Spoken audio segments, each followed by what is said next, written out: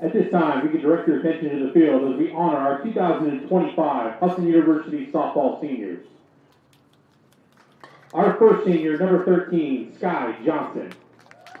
Sky was a nice surprise addition to Husson softball this year. She has a decorated career graduating from Tufts, and now another as a grad student at Husson.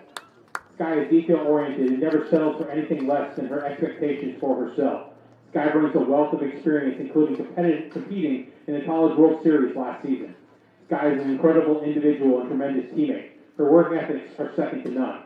Sky also brings some humor to Husson softball, as she is known for her emergency bathroom stops. We're fortunate and honored at Husson to have her for her final season. In her one season with the Eagles, Johnson has compiled a 9-3 record with a 1.52 ERA in 92 innings while recording 97 strikeouts. She's joined today by her mother, Devin Johnson, and Grandpa John. Let's give it up for Sky Johnson. Our next senior is number 21, Tatiana Biambi. Tat. Tatiana is an incredible teammate. She puts the team first, both on and off the field. Tat will be remembered for her big heart and big smile. She's always celebrating the big plays and bringing positive energy to her teammates when they need it most. Tat is extremely coachable and is always striving to improve both on and off the field. Tat brought a smart and disciplined approach, always delivering line drives and executing bunts with precision to spark the offense. She leaves behind a legacy of commitment. Tat displays a great love for softball, her teammates, and those who are fortunate enough to encounter her. In her 4 years with the Eagles, Tat has recorded 39 hits, 39 runs scored, 4 doubles, 2 triples, 31 RBIs, and 8 stolen bases. She's joined today by her parents, Beth Selby and Bernard Biambi, sister Aaliyah, Nana Nancy, and great Uncle Charles.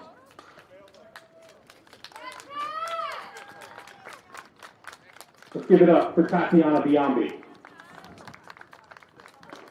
Our next senior is number 16, Kiara McLeod. Kiki. I remember Coach scouting Kiki during her senior year when Oxford Hills was playing at Bangor High School. I was impressed then, but even more impressed today.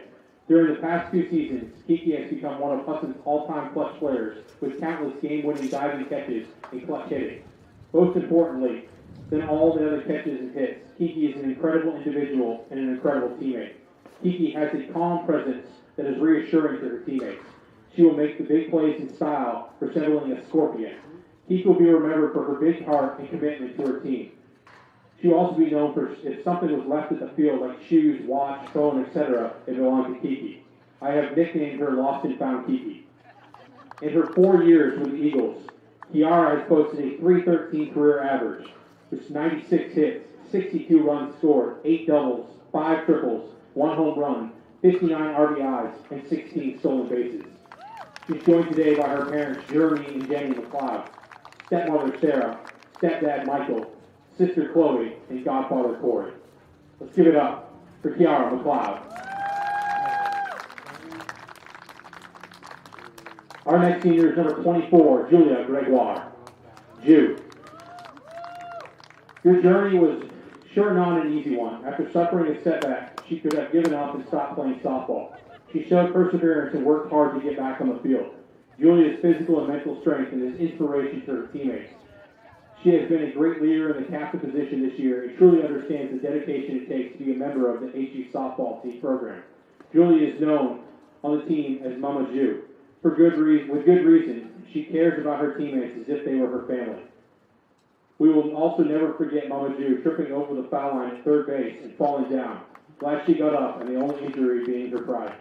In her 4 years with the Eagles, Julia has tallied a .369 average with 93 hits, 30 runs scored, 18 doubles, 1 triple, 5 home runs, 51 RBIs, and 10 stolen bases. She's joined today by her parents, Jen and Dave Gregoire, and grandparents, Charlene and Rick. Let's give it up for Julia Gregoire. Our next senior is number 33, Tori Exel. Not sure what I'm going to do next year without your help on the computer, printer, social media page, and countless other things. Thank you for all you have given me in the office. You are an incredible individual. Tori has shown great dedication to the Husson softball through her career. Her ability to make those around her laugh keeps the game loose and makes her a teammate you want to be around. Her leadership both on and off the field has been tremendous. She's a great player and always puts the team first. Tori is known for her prankster tendencies and is just as many doubles as she does jokes. Thank you, Tori, for your dedication to Husson softball.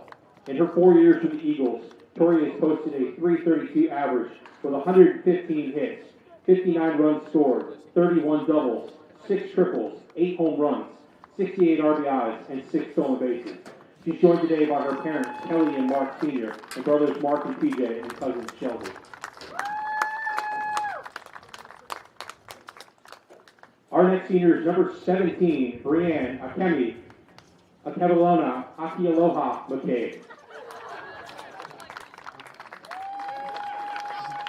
Bula brings strength that will be greatly missed. Not only does she display mental and physical toughness, but also a fearlessness that is contagious to her teammates. Vocal, strong-willed, a teammate you will tell you like it is, but also have your back when you need it most. A 2-year captain for a reason. Her teammates look up to her and value her leadership. She has left her mark with Husson softball. She has countless walk-off hits, including a walk-off RBI single against Cazenovia in the bottom of the 7th inning in 2023 to win the NAC championship game, and a walk-off single in the bottom of the 8th against RPI in 2024 in the home regionals, to name a few. She's a great player and even better person. Thank you, Bula, for your leadership and dedication to Husson softball.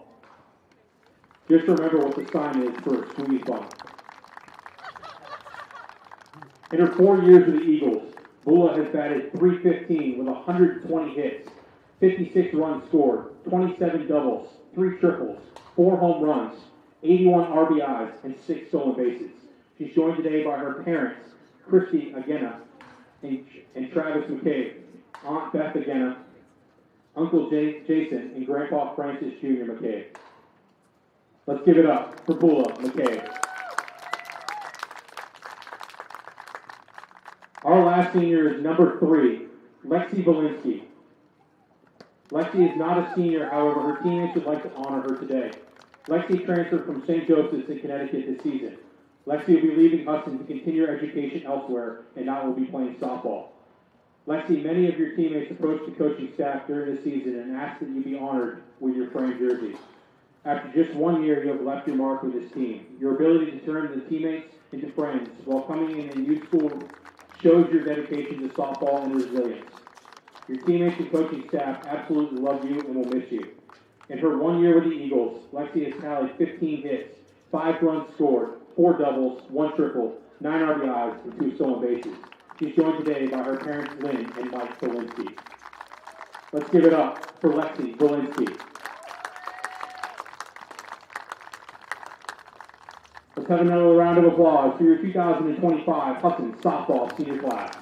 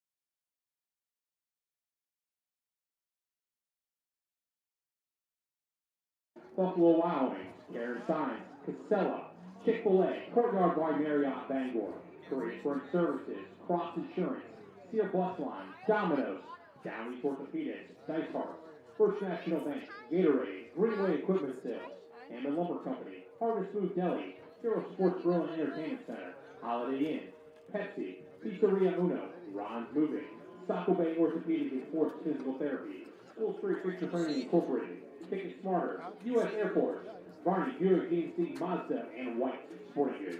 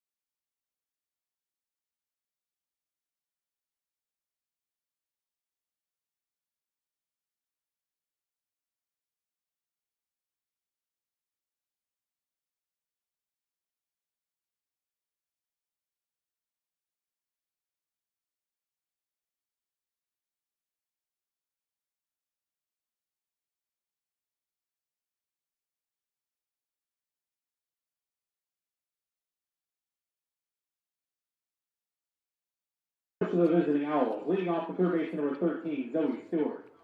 Batting second to catcher number 4, Bree Kaufman. Batting third to first baseman number 24, Grace Walsh.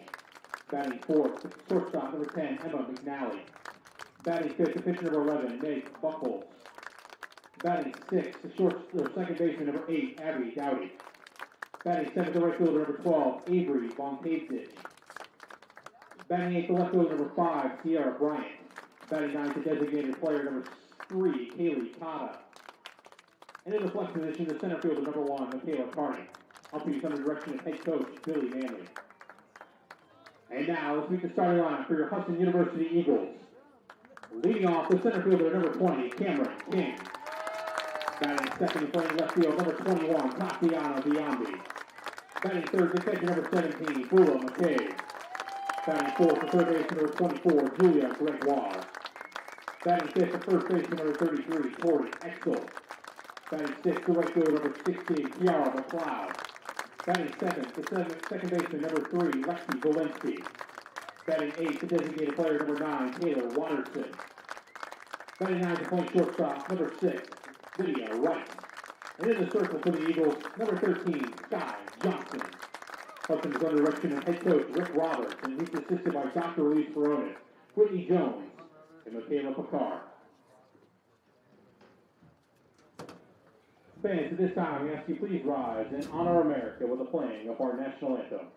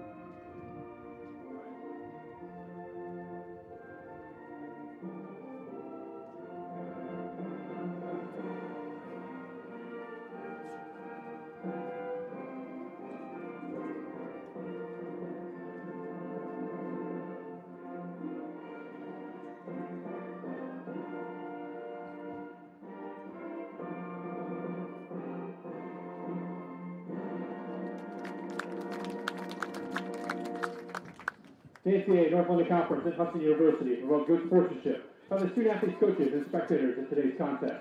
Request your cooperation by supporting the participants and officials in a positive manner. Profanity, racial, or sexist comments or intimidating actions directed at officials, student athletes, coaches, or team representatives will not be tolerated in grounds no rule from O'Keefe Field.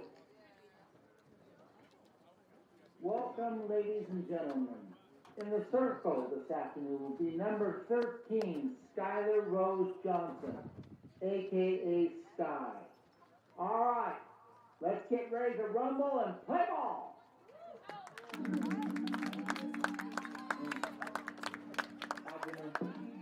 Welcome everybody to O'Keefe Field on this sunny day in Bangor, Maine. It is 70 degrees, and what better way to celebrate this day than for some softball action between the Husson Eagles and the Maine-Presque Isle Owls. I'm Xander Cook, joined alongside Philip Robarge and Caden Trenowith, and Husson is currently celebrating Senior Day here at O'Keefe. And one of those seniors is currently in the circle today, Sky Johnson, arguably the most dominant pitcher in all of the North Atlantic Conference. That's right, Xander. I mean, transfer from Tufts University, All-American third team in 2024, NESCAC first team in 2024, and she is just absolutely dominant, like you said. 1.48 ERA, 330 strikeouts, so she's definitely, as you said, dominant. And that first pitch swinging is fouled off. She's definitely on her way to winning some conference awards as well. 3-time North Atlantic Conference Player of the Week, 3 weeks in a row. And in the batter's box is Zoe Stewart, the junior out of Canada, sees this pitch. Good eye there. That makes it ball one. Last series versus Farmington, she went 4 of 11 with a couple doubles and walks.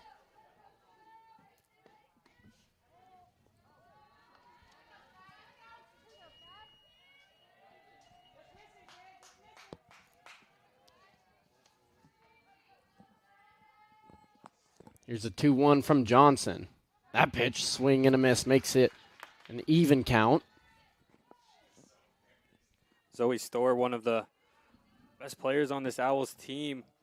2023 All-NAC second team with a .270 batting average last year. Swings at that one, chopped foul. Husson comes into this game with a 20-10 record. Absolutely phenomenal season so far, 4-0 conference record. The Owls, on the other hand, 2-18 record. As Stewart swings and misses. That'll be strike number 1 for Sky Johnson. Get used to seeing that today. She is dominant in the circle.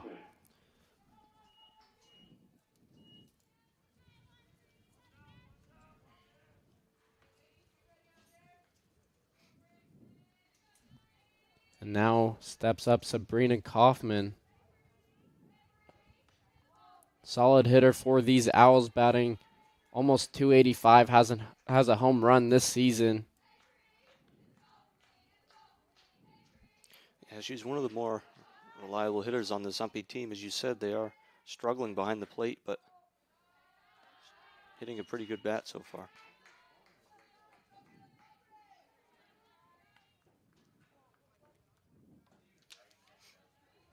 Really interested to see how these Owls really attack Sky Johnson here. I mean, 127 strikeouts on the year against a strikeout pitcher. You got to know that's coming in. You have to start attacking those first pitches early, try to see what you can get going. Yeah, it's going to be important here to break through, especially for them. I mean, they're coming off a series against Farmington that was just absolutely embarrassing for them. And, you got to think with Sky Johnson on the mound, it's going to be a tough matchup. But we'll see how they game plan against her. 2-2 pitch from Johnson. That one is swung on in the air, and tremendous grab out there at second base is Valinsky for out number 2. The first baseman, number 23, Grace. Good job tracking that one. That one just not able to drop down, hung up there a little too much, but still a very good play defensively.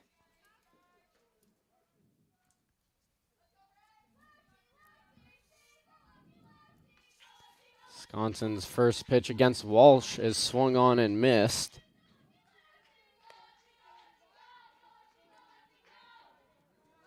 Walsh this season batting .275, 4 home runs, has 10 doubles to her name. 0-1 pitch here from Johnson. Right down the middle. Just under the zone, though. Makes it even at 1. Yeah, that one just not finding the zone there. And good pitch there. Another swing and a miss from Walsh. Makes it 1-2.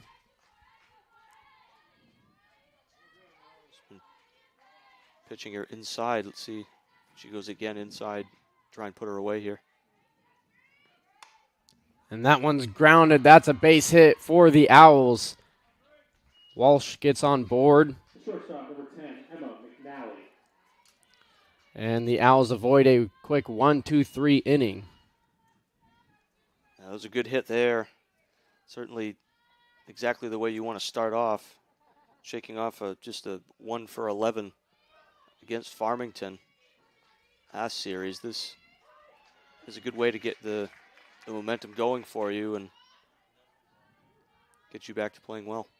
I really liked the approach there. She took that low and outside pitch, just put it the other direction, didn't try too much to pull it, put it the other direction, found the hole. What a catch from Sky Johnson, liner right into her glove. And that's the other thing about Sky Johnson. Pitching is phenomenal, but it's her fielding as well that can make those plays. And that'll do it for the top of the first. We'll be right back on the Husson Eagles Sports Network.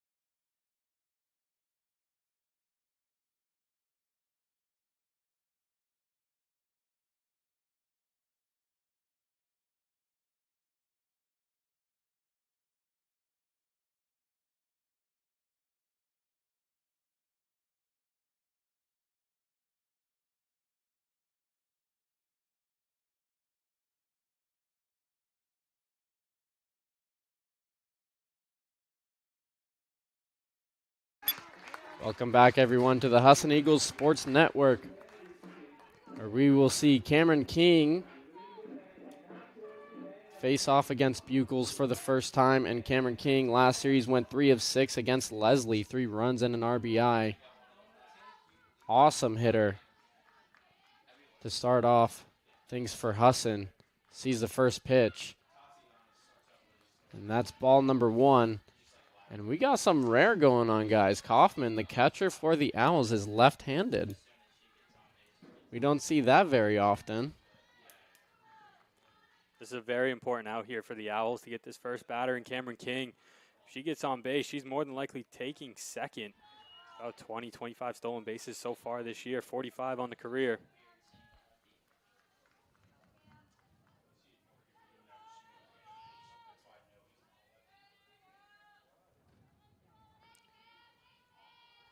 King sees the 2-0.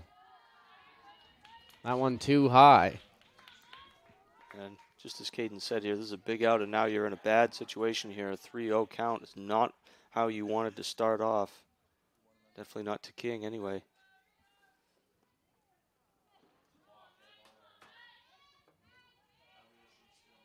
.30 pitch. And to start things off for these Eagles, it is a walk to King.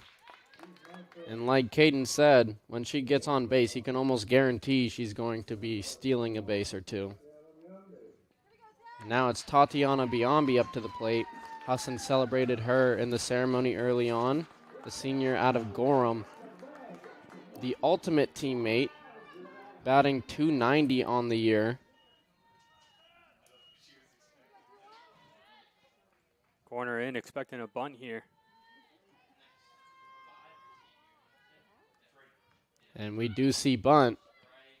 And sure enough, King takes off easily in there for the stolen base. Yeah, the throw is just a little bit too late, but it was on line. But again, great speed there from King to just beat the throw, making it look easy. Kaufman behind the plate. I think it was just one of those late reactions. You kind of saw her get up, but she hesitated that last second. I think she would have almost had her. King had a little bit of a slow jump compared to normal. A lot closer than what she normally makes it. And that one in there for strike number 2. Biombi has runner in scoring position with King now at second. Yeah, it goes without saying too, Caden, when you have an off-speed pitch that gives you, it's going to be, a lot more time. It might not seem like it, but it is a lot more time for a runner to get a lead and get into their full stride.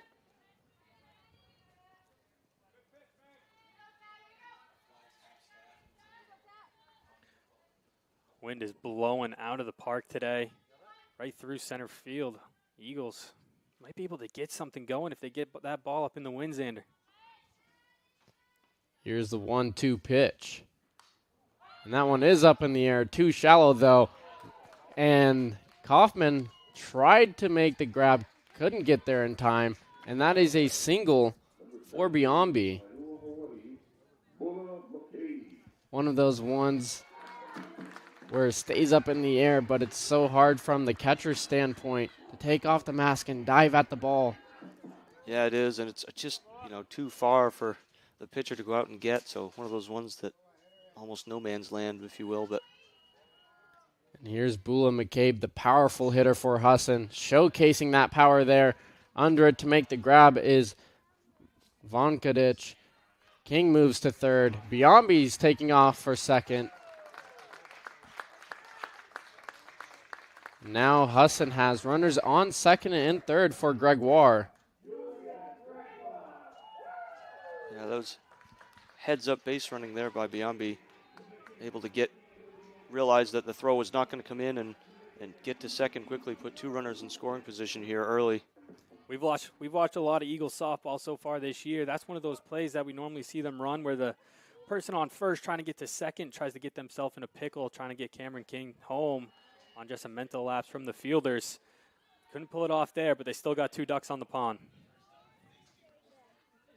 And how about this stat line from Julia Gregoire last series against Leslie? 6 of 6, 5 RBIs, 4 runs, a double, and a home run. Absolutely bananas. Here's the 1-0 pitch. Tips that one foul. That series right there earned her NAC Player of the Week, alongside her teammate Sky Johnson, who won Pitcher of the Week for her performance as well.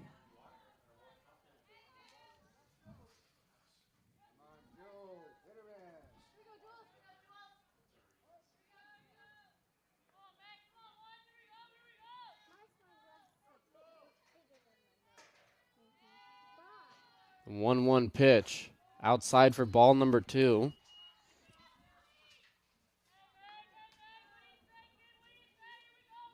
Gregoire leads the team in batting average with .429.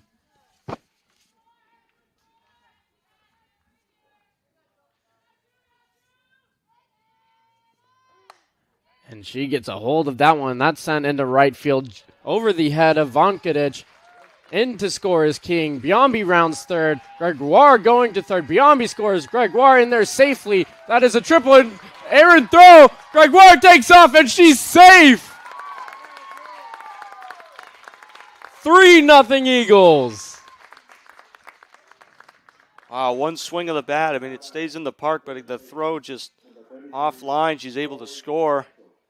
Just absolutely incredible play there. You mentioned it. She leads the team in batting average, and we can see why there. I mean, just such solid contact on the ball, able to get it over the head of the right fielder.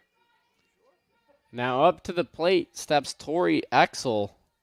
Second on the team in batting average with a .398. That one's into center field for a base hit. And how about that? The 4th and 5th hole hitters here for the Eagles are the ones that are the most dominant when it comes to contact with the ball. And both of them showcasing why. That was the most dangerous part of the order, especially with runners in scoring position for the Owls. That was the most dangerous part for them to come up to the plate. Those runs were pretty much going to score no matter what. They took that advantage, and now it's 3-0. As McLeod flies out to center field, Owls able to get their second out.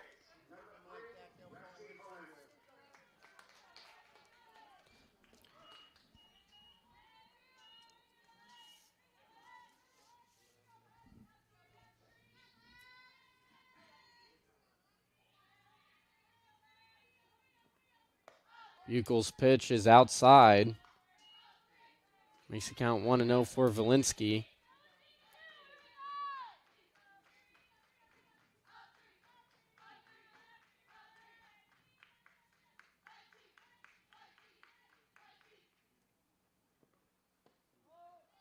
And that one's too low. Makes the count 2-0. Lexi Valinsky, her first year with the Eagles, only the junior, but next year she'll be transferring to UNE. Not playing softball there, so she got honored today for the senior day. Despite only being the junior, she's meant a lot to this Eagles team in just her short tenure.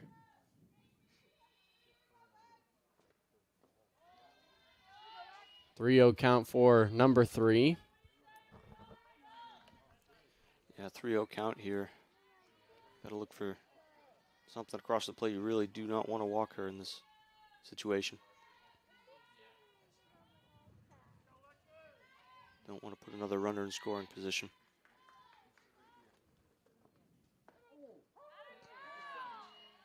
And that one's right down the middle for strike 1.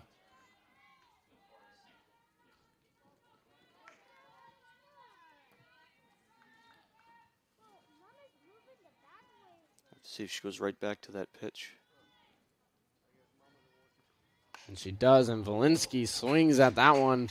That's fouled down the third baseline. Brings it to a full count. That one looked to just be a little bit off speed. It looked to be like that changeup. Caught Valinsky just a little bit out front of it. Just hope she can see that pitch better out of the hand, see what she can do with it. Yeah, you could tell she was expecting something in that area, but as you said, Caden, the off-speed pitch just a little out in front of it. Swung a little too early on that.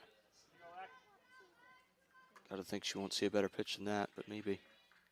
Payoff pitch from Buchels. Valinsky pops that one right up, and under it to make the grab is McNally, and that ends the first inning. It is the Eagles 3, Owls 0, thanks to a triple from Gregoire leading to an error to land all 3 runs.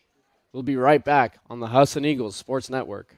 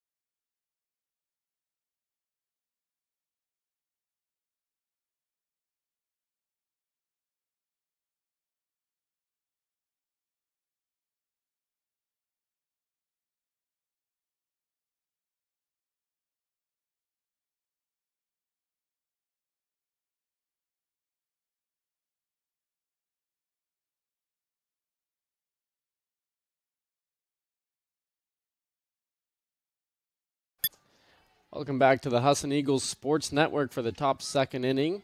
I'm Xander Cook, joined alongside Philip Robarge and Caden Trenowith as Buckles takes strike 1.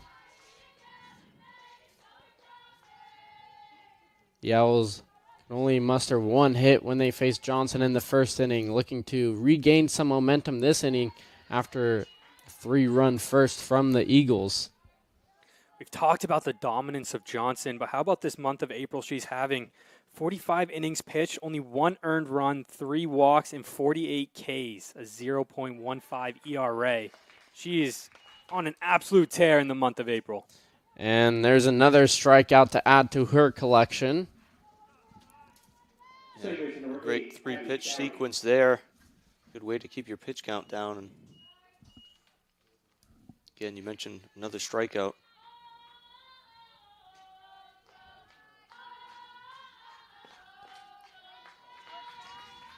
On top of that, she's also had this ability to just go the distance in these games. Out of those games in April, the 7 that she started, she completed 6 of them. Got pulled in the 3rd inning, but she was dominating in that game as well. That game ended in 5 innings. She has 13 appearances for Husson this season, and out of those 13, 10 of those have been complete games. Yeah, that's some consistency to go out there every single time and, not give the ball up like that. That's what coaches want to see, that reliance and that assurance, knowing that you put your ace on the mound, that you don't have to get anybody up in the bullpen.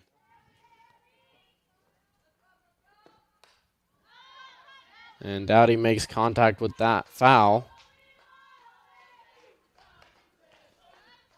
And for opponents stepping up to the plate, facing off against Sky Johnson, when they see her in the circle, it's like the Grim Reaper knocking at their door. That's how good she is. Sucks the confidence out of any team she faces. Count now 2-2.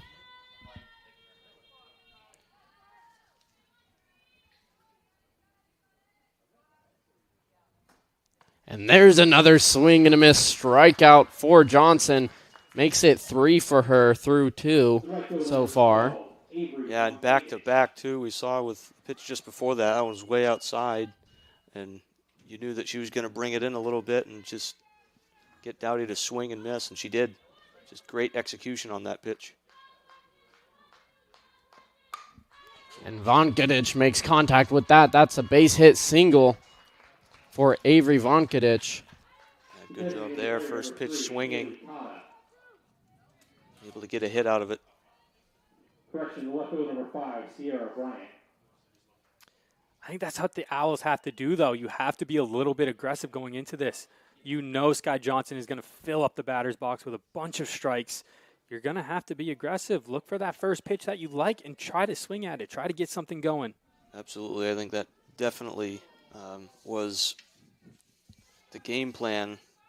That's what Billy Manley would have said to his team, is that don't just wait for a pitch, get out there and be aggressive early on and see if you can just get a couple hits together and get yourself back in the game. Johnson's pitch outside for ball 3. It's not often she faces a 3-0 count. Good position to be in. If you're Bryant, you're going to get a pitch to hit here. I doubt she got the green light. She did take it.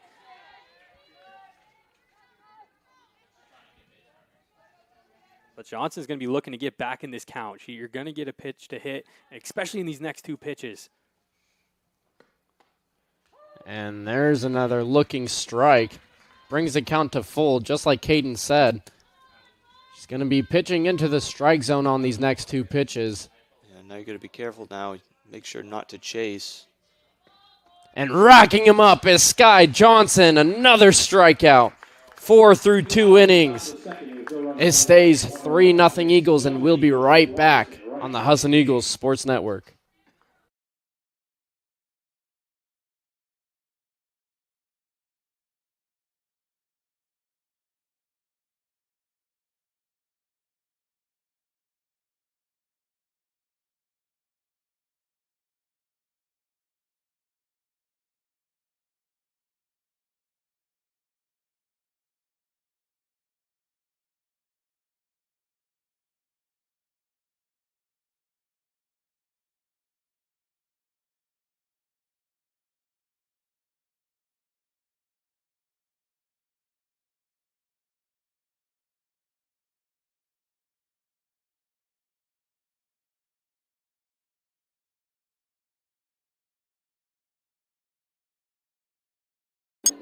Welcome back for the bottom 2nd inning on the Husson Eagles Sports Network. Up to the plate steps Taylor Watterson for these Eagles. Tremendous first inning. Husson looking to repeat that same success in the second. Here's Buckles' pitch. Watterson swings at that one. Fouled off.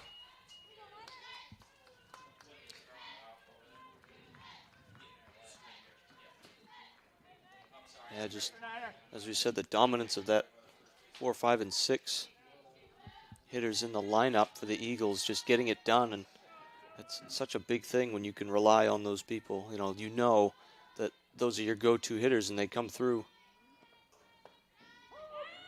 Really takes the pressure off a lot of those other women when you go up to bat, and knowing that, you as a, maybe not as better as a hitter, can really take your time and not be pressured. Yeah, it does ease the stress a little bit for the rest of the hitters. That 4, 5, 6, so dominant this season. And then you also got King, Biombi, McCabe, tremendous hitters. So it's really 1 through 6 that are lights out for these Eagles. Yeah, this whole lineup can hit. I mean, we've seen it countless and countless times. Everyone here, when they need to, can just step up and deliver. As Buckles picks up her first strikeout on the afternoon. Can't sleep on this 9-hole hitter either. Lydia Rice, one of the most dominant players in the NAC last year, was a NAC all-conference second team. Batted .378, had 12 RBIs too.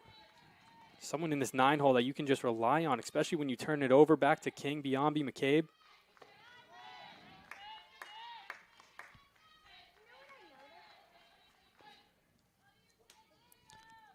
I like having Lydia Rice in that 9-hole area, bottom of the lineup, and then, like you mentioned, it turns over to the top of the order. Having that consistent 9-hole hitter is crucial. As she swings at that one, that's a base hit. Rice rounding first, heading for second, in there standing up, and shows off the consistency on that one. Yeah, I mean, she just did a great job there to just see it and hit it. I mean, that one was almost over the plate, so you got to think her eyes got real big when she saw it and just smacked it the other way. Yeah, anything over the middle, your eyes get big. It's like, oh yeah, I want this pitch.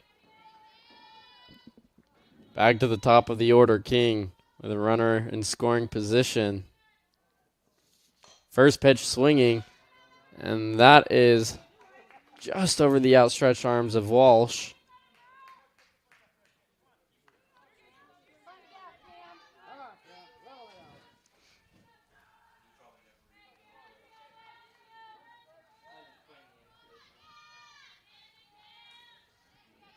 You'd really like to force something into the right field here. Lydia Rice has wheels standing on second right now. Anything to that right outfield, you'd have to imagine this lead's going to stretch to 4. Yeah, and especially with such a consistent hitter in King up there right now, you really don't need to worry about trying to advance to third or anything like that, because you're already in scoring position at second.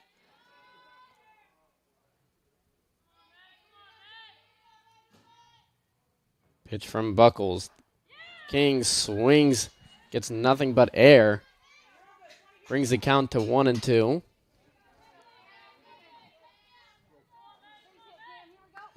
It is windy today.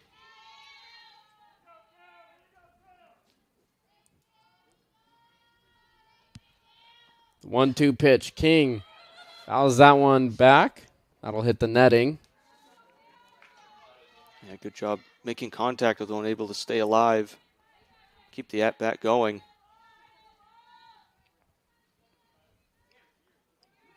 Interested to see if she tries to get her to chase now. If you're Buckles, you have to. Setting up on the outside, see what King can do with it. And that one on the inside and way too low. Evens the count at 2 for King. Yeah, but a little bit of a misplacement there, but you saw what she was trying to do at least. I mean, she's trying to get inside just enough to get her to get off balance and maybe force a swing. The pitch. And King lights that one up over Bryant. And that'll score a run. King stops that 2. Lydia Rice in. 4-0 Eagles. That ball was absolutely crushed. It was another missed pitch there by Buckles. You saw Kaufman lining up on the outside of the plate, really trying to get the arms extended of King. Instead, that pitch goes inside again. King just turns on it, gets it all the way to the warning track. Yeah, especially up in the zone like that, too. I mean, for a hitter, you just look at that, and it's just...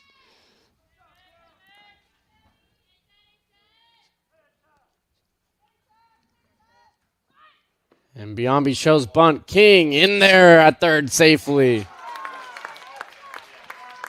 Stewart just a little late to cover 3 once she saw King go.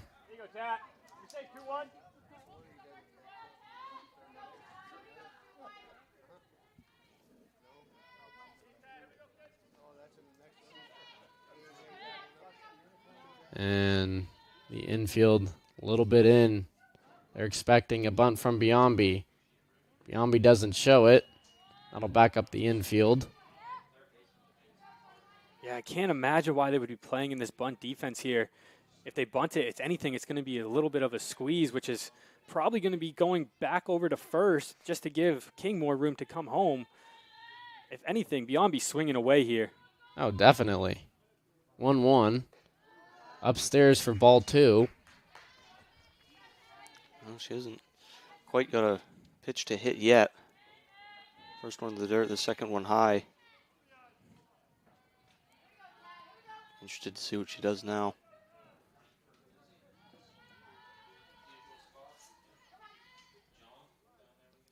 Buckles winds up. Here's a pitch. Biombi swings that one, chops it foul. Gives herself a pat on the chest. She's like, I got this next one.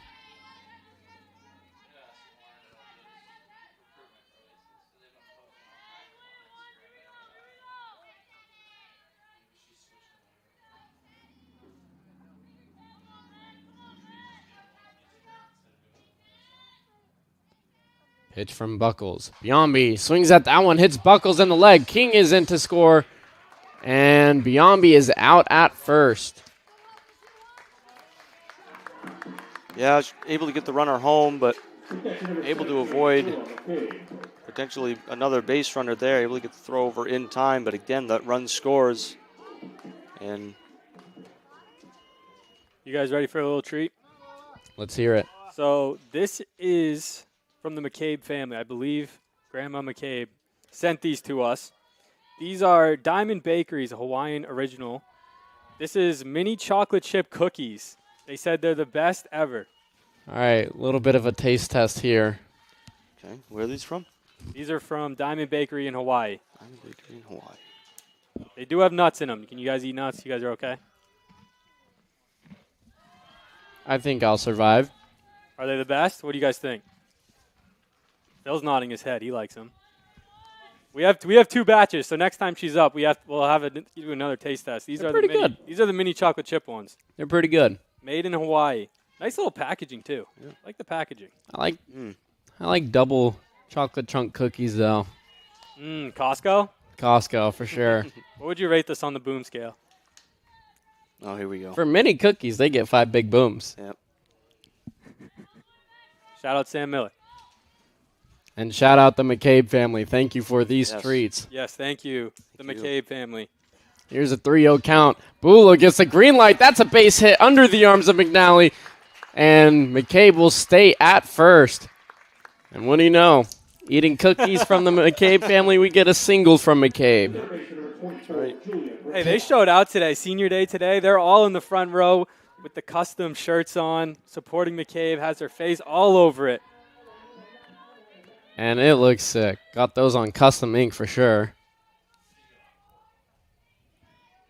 Over a day-long flight with multiple layovers, by the way. That's how long it takes to get to Hawaii from Maine. This is their first time at Husson University. First time watching her live in a Husson uniform. A very special moment for them. You couldn't have picked a better day to do it. I mean, this game was supposed to be on Saturday, but we've just had a weekend full of rain, and now that the sun's out, not a cloud in the sky right now. The rain went away. Not coming back for another day. Yep. As we have a 1-1 count for Gregoire.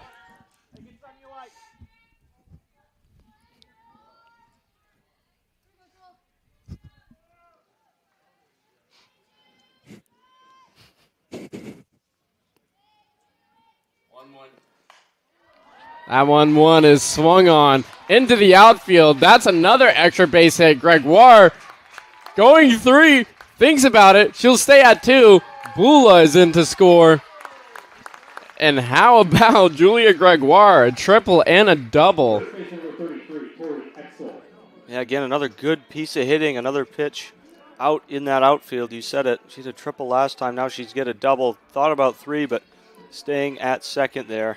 Just consistent hitting time after time. Just want to point out, Julia Gregoire, since the Leslie series, is now 8 of 8 with 8 RBIs, 5 runs, 2 doubles, a home run, and a triple.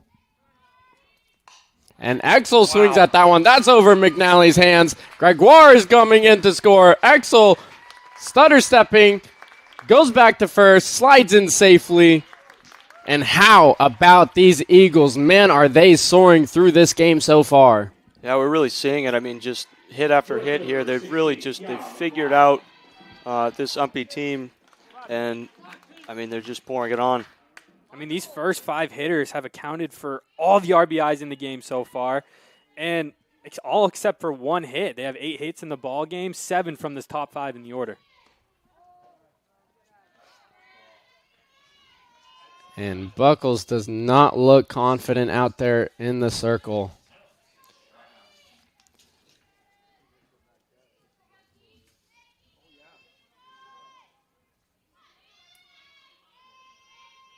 Here's her 1-0. Able to get it down the middle, strike 1. You really want to see here from Buckholz to really just get ahead in a count here and try and finish out this inning strong. But, I mean, the Eagles have just been all over her. And that one is swung on. That's another base hit, this time for Kiera McLeod. Tori Exel is staying at third. And now it's runners on the corners. Now you're talking 4 hits in a row here. And no surprise, out comes the coach to talk things over. He's just trying to calm her down. And I'm sure Buckles wants to sweet escape out of this inning. It is 7-0 Eagles so far. 2 outs. We got Valinsky up to the plate. She gets on base. We're back to Watterson.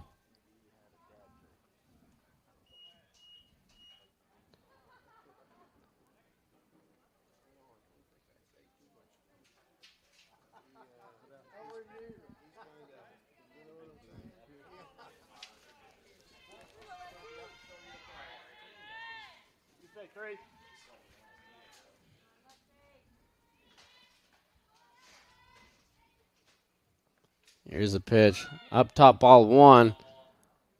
And Exel in to score. In a rundown is McLeod. And she is tagged out at first. And that'll do it from the bottom of the second inning. Wacky turn of events there. As Exel scores, makes it 8-0. And we'll be right back for top 3 action on the Husson Eagles Sports Network.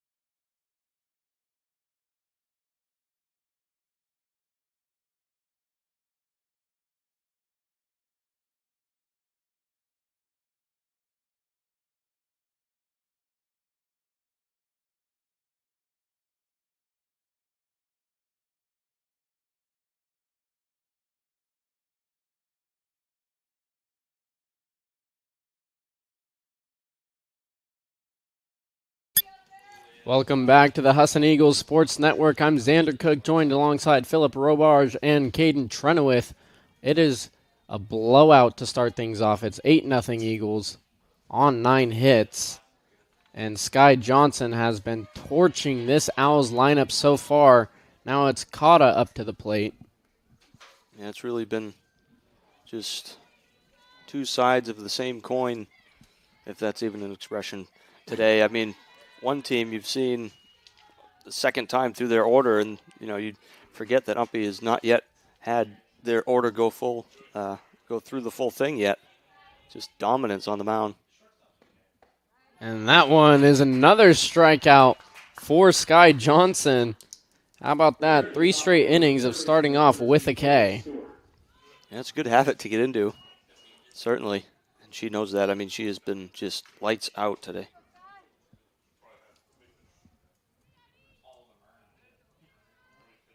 See what Stork can do here. Obviously, the start of the game, she ended with a K, but she was one of the longer at-bats for this Owls team. Did have a really good fight to start off this game, but didn't get on base for it. Johnson was the one that ended up winning that battle. As Stewart takes ball 1. And it's been going downhill ever since that throwing error in right to try and tag out Gregoire at 3 in the first inning. Ever since that moment, nothing's gone right for these Owls. That one rounded over to Valinsky, who tosses it over to Exel for the easy out. Yeah, you mentioned the throwing error. I mean, Umpy had a combined 11 errors in their last series, and so certainly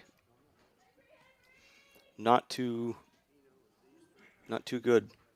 And again, you mentioned it, that really blew this game open, and that was one of the things coming in that I'm sure Coach Manley would have talked to them about, to really just sharpen up their defensively, and if they want any chance today. After a series like that, too, errors become one of those mental games that you play with yourself after a while, right? After one, it's okay. It happens. Mistakes happen. But after 10 in a series, that's when those mental games start playing with you. Oh, no, this ball's hit to me. That's what you start thinking. I mean, that's why I became an outfielder, because I was terrible at shortstop. I made like 4 errors in one game in rookie ball, and I ended up playing outfield the rest of my career. And that one was lined out to Exel. And that'll end the top 3rd inning. And I never knew that about you, Caden. That's why you played outfield? That's why I was terrible at shortstop. Terrible at shortstop? Okay, I was pitcher because I was terrible in the outfield. I was a catcher because nobody else wanted to play catcher. So I was a lefty catcher. Oh, don't worry, I was even worse batting-wise. Classic, Oh, yeah. classic pitcher performance out there with the bat. We'll be right back for the bottom 3rd inning.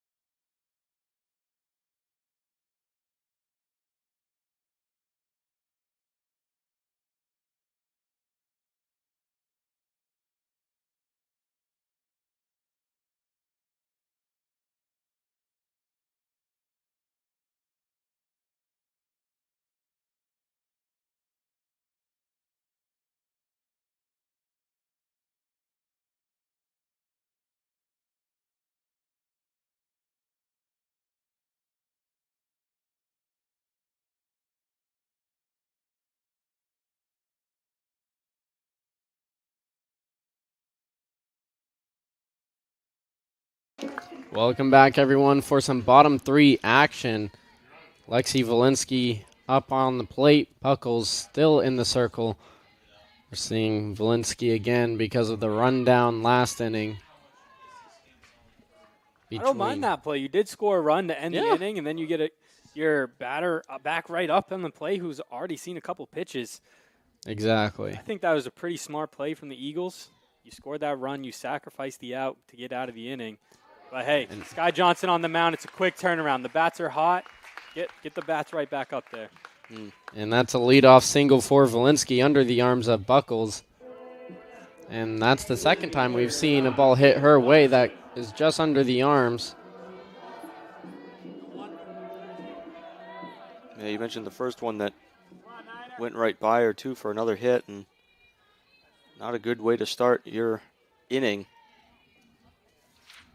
2 pitches, and already you have a base runner on. Watterson chops that one foul.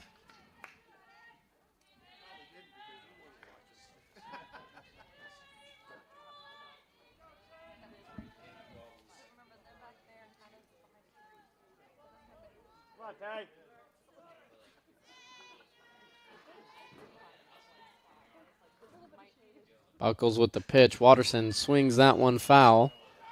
Brings the count to 0-2. Back to what you said, Philip. These Eagles bats have been scorching hot to start off this game. 8 runs on 10 hits. All of them earned runs for Buckles. Yeah, that's right. And I mean, they've had 5 extra base hits so far, too. And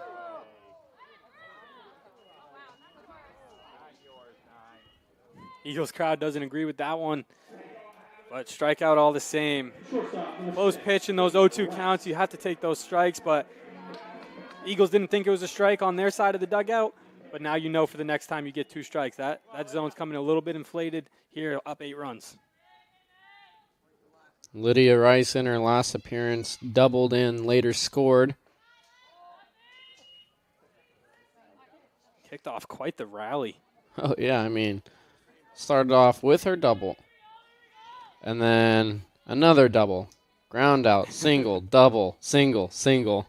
That ground out did have an RBI, though. That's true, that's true.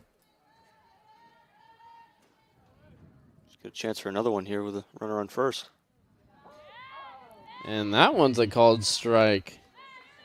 And like Caden said, Ump is elevating that zone a little bit with Husson up 8 runs. It's just a little bit more swollen than it was to start this game, but, I mean, you're up 8 runs. That's going to happen no matter what the case is, no matter what level you're playing at. As a pitcher, you got to take advantage of that. I mean, this could really ignite a good inning for you. And there's a defensive mishap. And into second is Valinsky showing off the speed. Walsh and Dowdy, none of them called it.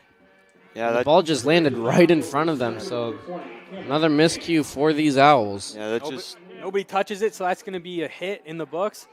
But that's one of those situations, that ball is just perfectly high enough where that's in the sun right now. This sun is in a tough position for these middle infielders. Nobody ended up calling it. Nobody saw it. Hits the ground. Now you got 2 runners on as the lineup turned it over. That's, again, one of those situations where, you mentioned there's nobody called it. Really, communication is a huge thing, and especially when the sun is out there like that, you really need to be communicating. And, again, that one will go as a hit, but it easily could have been an error.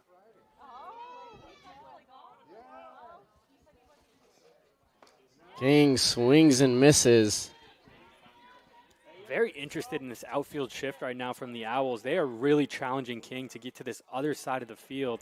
That center fielder is almost in that left center position. They really have that wide gap in right center. Really want to see if King has that opportunity to get it out there, because with her speed. And there it is, right on cue. That one is out there. That's an extra base hit. King rounding 2. 1 run scores, 2 run scores. King in for the homer, infield home run. Can you believe it? It is 11-0 Eagles. You know what? Caden, you called it. That's all I'm going to say. And how about the speed of Cameron King, looking like the Flash out there? You could tell as soon as she rounded second, she was thinking home, not third. I mean, Coach Roberts over there at third gave her the stop sign. had his shoulders down in disgust when she rounded third, but she took it anyway, adds another run on the board. Yeah, and that goes to earlier when, again, the throw in outfield didn't make it quite to the plate, and got to think she was always going to challenge Carney in center. And this is one performance Buckles would like to forget about by tomorrow. 11 runs on 12 hits. It is not the day she planned for, obviously. Hopefully she can start racking up some Ks to get a little bit of that confidence back. But it's been all Eagles so far, as that pitch is upstairs for ball 3. Yeah, you mentioned it too, not the game that she wanted. This inning started out so positive for her. She got the strikeout and then, again, another quick out, and it just fell apart for her towards the end. But, again, the quality at-bats from Husson right now. And Biombi has the green light on 3-0, swings that one foul.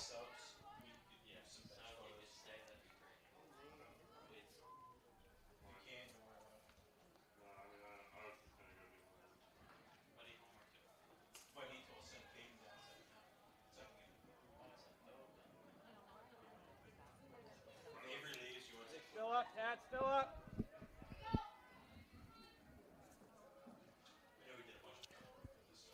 3-1 count here. Really got to think you're going to get something to hit. And that's something to hit. And that bounces off of Walsh, and Biombi is in there safely. Everything going wrong for the Owls.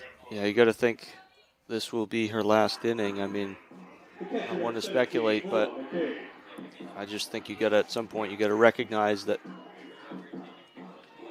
All right, that's it. You guys ready? We got another batch here. I actually don't know what this one is. And Bula McCabe up to the plate. What does that say?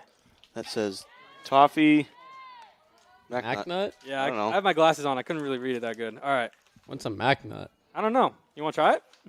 Kinda. It was as good as the last one. I think I like MacNuts. What do we got? What we got? What's the rating? Oh, Phil's nodding his head again. You like that one more than chocolate chip? Oh, he likes it more than chocolate. Big toffee guy, yeah. Big toffee guy. Yeah. After 5 pleasant chews, a swallow, definitely going to need some water. And here comes Zach. Do you want the chocolate chip ones too, Zach? No, you're just okay. That's pretty good. Handing some photos towards the end, it tastes a little bit like an ice cream. Really? Yeah. I'm getting coconut. McCabe I don't swings know what at you're that talking one. about. Over to second for the first out, or second out. And McCabe will get the first on a fielder's choice. What kind of ice cream, Xander? I don't know. Like, when I was a kid, I went to Baskin Robbins. There's not a Baskin Robbins here in Maine. But I was in Baskin Robbins. California guy. I'm a big California guy. Loving this weather right now. But went to Baskin Robbins. I tried this one ice cream flavor. Can't think of it for the life of me, but that's sort of what it tastes like. Sorry, that's like no help to describe the flavor. No help. Not from California. Never been to a Baskin Robbins. Yeah. I didn't think it tasted like ice cream. I'm sorry, man. It tasted like the flavor, okay? What? The flavor of what? Ice cream. The ice cream or like the package it came in or something? The ice cream. It was a toffee ice cream, by the way. That's Again, thank you very much to the Yes. McCabe family. I believe it was the Grandma McCabe who sent over the cookies for the broadcast crew. I enjoyed them. They were pretty good. yes. They were pretty good. They're very good. Xander's on high class over there from California. So Yeah. Oh, yeah. Something like that. Yeah, Mahalo, Grandma McCabe, for these two uncultured commentators. That's thank you, Oh, Hawaiian. yes. All right. I knew that. I didn't, but still. Totally didn't just look that up. Yep.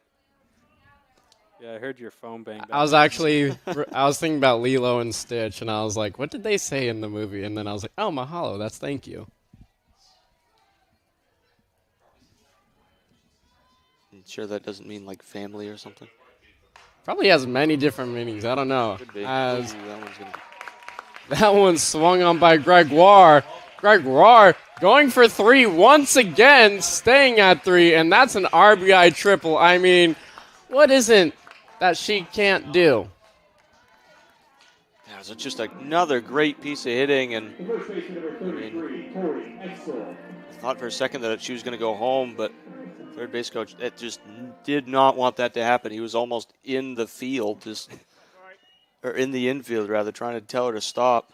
I think that goes back to the King inside the park home run when he threw up the stop sign. Yeah. Very kind of late, but you know, she took it. She went home anyway. Yep. That time he made sure he got that sign up there. Yeah. Now it's 12-0 Eagles, and Gregoire, what a week she's having so far. 9 of 9 now.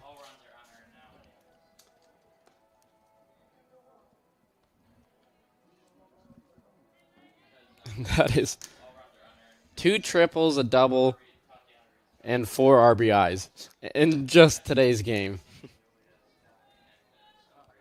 Have to see what the book says on it. There was a misplay out there by Carney, but I don't think it was an error.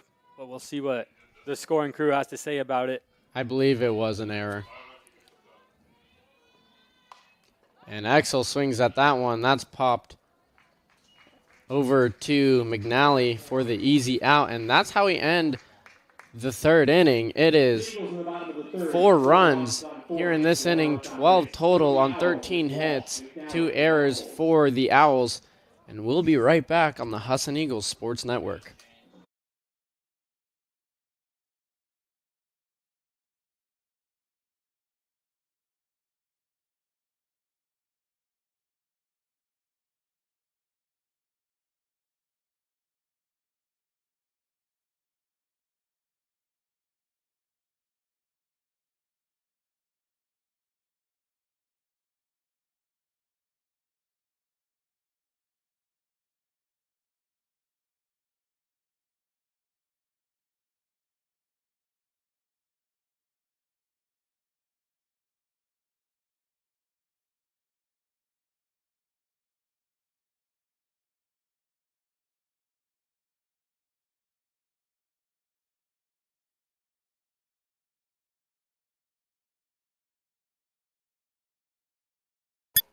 Welcome back to the Husson Eagles Sports Network for top 4th action. We have Grace Walsh up to the plate.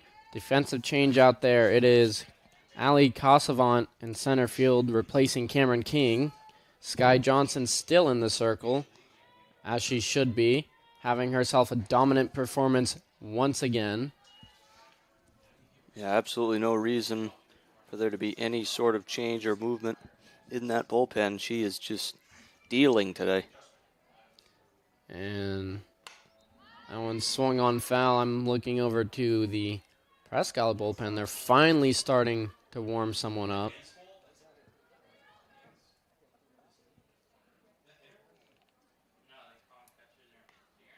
And there's catcher's interference. So Walsh is over on first base. Shortstop number 10, Emma McNally. Now McNally is up to the plate. Umpire's making sure everybody's on the same page.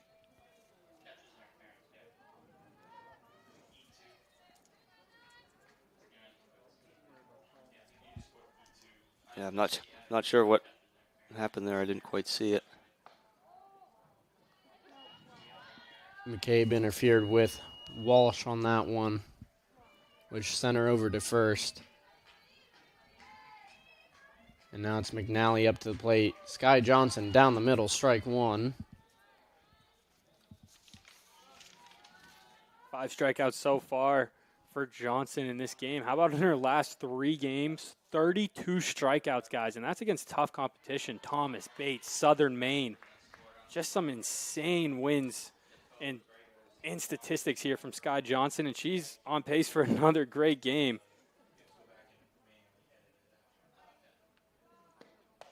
And there's her 6th strikeout. This time gets McNally down. And now she'll face Buckles. Pitcher against pitcher. Buckles struck out in the 2nd. Yeah, struck out on 3 pitches. And pitch number 1 here, right down the middle. I'd like to think that she'll see a similar sequence this time. I believe it was 2 off speed, I think. And that's a swing and a miss for Buckles. Brings the count to 0-2.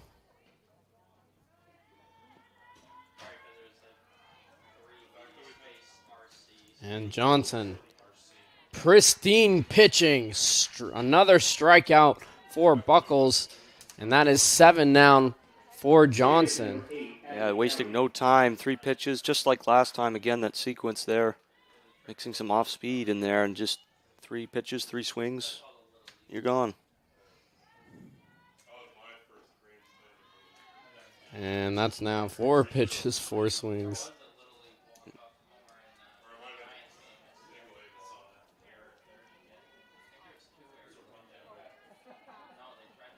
That would be a time when someone like our friend Will Cavanaugh would go, "See ya." No, he would go, "Thank you." Yeah. Thank you. Oh, that's what it was. See yeah, ya. That's right. Thank you. Thanks for coming. Shout out Willie K. We miss you. Graduating soon. Tremendous golfer. And that one's grounded out over to second as Valinsky is there for the easy pickup. And it's another almost 1-2-3 inning had it not been for the catcher's interference. But we are now heading to the bottom 4th inning. Stay tuned.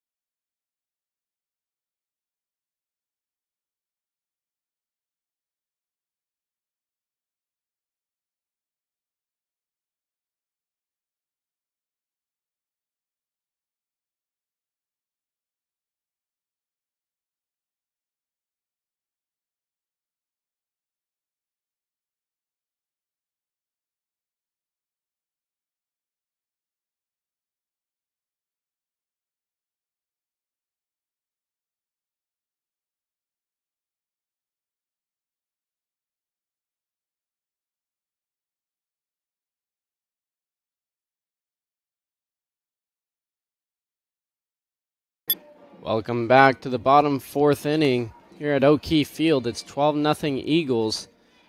And we have Kiera McLeod up to the plate. Buckles still in the circle.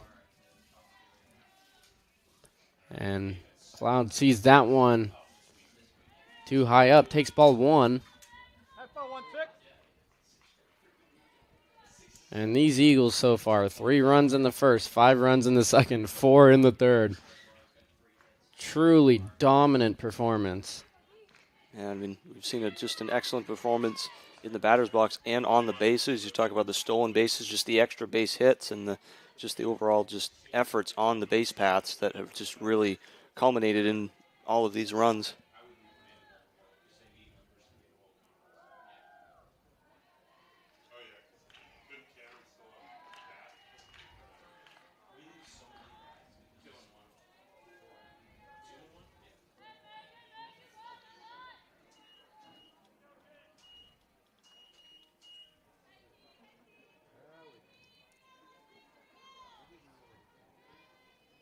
Two 1 pitch from Buckles. Upstairs, 3-1.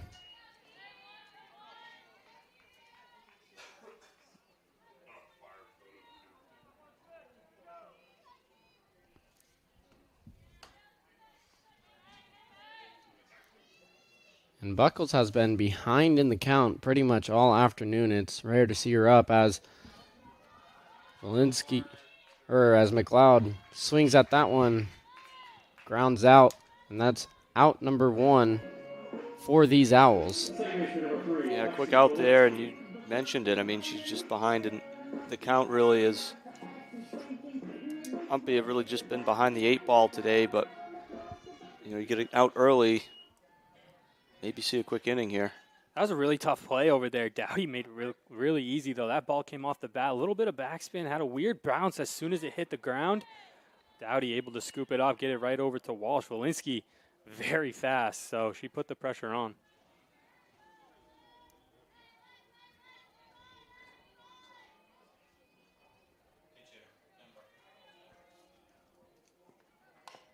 And Walensky chops that one foul. Now down in the count 0-2. And this is what these Owls need. Quick first out, and now Buckles is ahead 0-2. Yeah, sure. Again, I don't know the first time, but it's certainly not really uncharted territory at 0-2 here. You really got to get a good sequence going and try and get a strikeout here. Try and take advantage of this count. Buckles only has 2 strikeouts on the day, both of them against Watterson. Her 1-2, that one is hit over to second, and that'll take us to out number 2. And we have a pinch hitter now. It is Dunbar up to the plate. So back-to-back batters that Buckles has faced this inning, both 6-3s. Now Dunbar has only seen 20 pitches, or has only had 20 at-bats this season. Has 2 hits out of those 20. Buckles outside 1-0.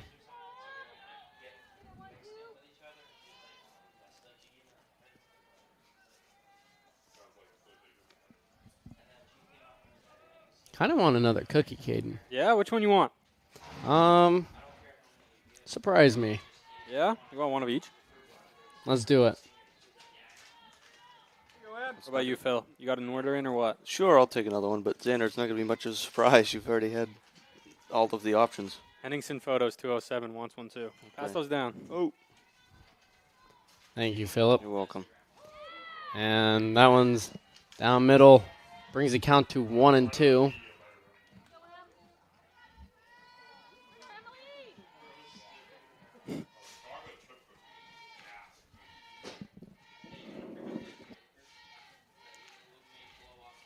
Here's the 1-2. Dunbar swings at that one. That's fair. Her 3rd hit on the season.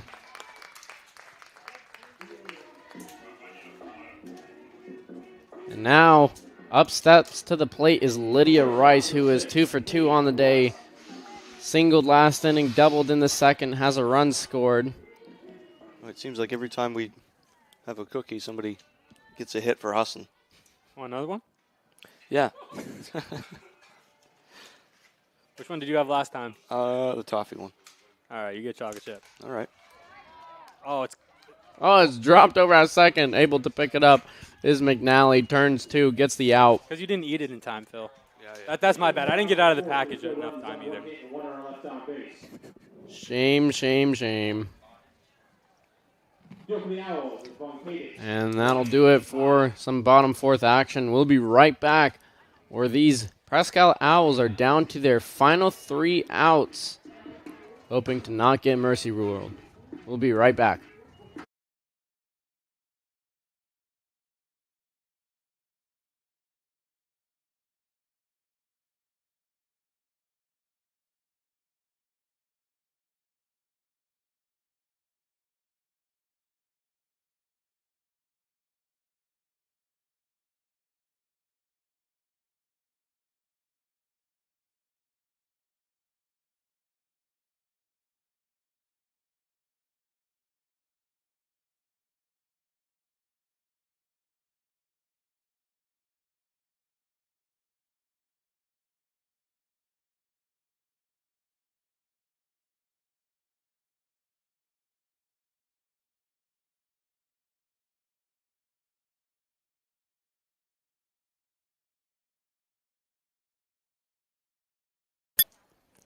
Welcome back to the top of the 5th inning. It's Concadish up to the plate. And it's been all Eagles so far. I'm Xander Cook, joined alongside Philip Robarge and Caden Trenowith, where we are eating some good cookies from the McCabe family. And Concadish swings and misses.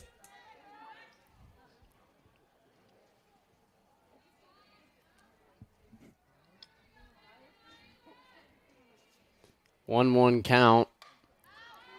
Chops that one back. Brings it to 1-2. Yeah, 2 straight pitches in the zone there, really attacking Gonkevich, as she's been doing all day to just all the umpy hitters. And there's another strikeout for Sky Johnson. The left fielder, number 5, Sierra Bryant. Number 8 on the day for Johnson. Now she faces Sierra Bryant, who struck out in the second inning. And these Owls are down to their final 2 outs. Here's a pitch from Johnson outside, ball 1. Yeah, one of the rare people to take Johnson to a full count in this game. Still, though, she did strike out the last time. Swings and misses. And that was one of those at-bats. Johnson actually fell in a 3-0 hole and then was able to battle back out there on the mound, get the strikeout in the very next 3 pitches. So that just kind of shows you what happens in these little games that go on between pitcher and hitter, how you can think that you're up in the batter's box. You think you're in a good position, and then all of a sudden you're walking back to the dugout, bat in hand, with a K on the board. And there's another K. Number 9 on the day for Johnson. And now it's 1 out left for these Owls. But going back to what Caden said, she was in that 3-0 hole earlier. But you just knew it was going to be strike, strike, strike right after that. She is so good out there. And every time she does get in that 3-0 hole, kind of expect her to battle back. Yeah, not one walk today, too. This is surprising. Crazy. And here's the final out. And that'll do it for game number 1. Eagles 12, Owls goose egg. Johnson, the winning pitcher, pitched a complete game. 9 strikeouts, no walks allowed, only 2 hits allowed. And it was the Julia Gregoire game, going 3 for 3. Sending 4 of Husson's 12 runs. And that'll wrap things up. Stay tuned for game number 2. We got Philip Robarge on the call with that one, joining Caden Trenowith and I.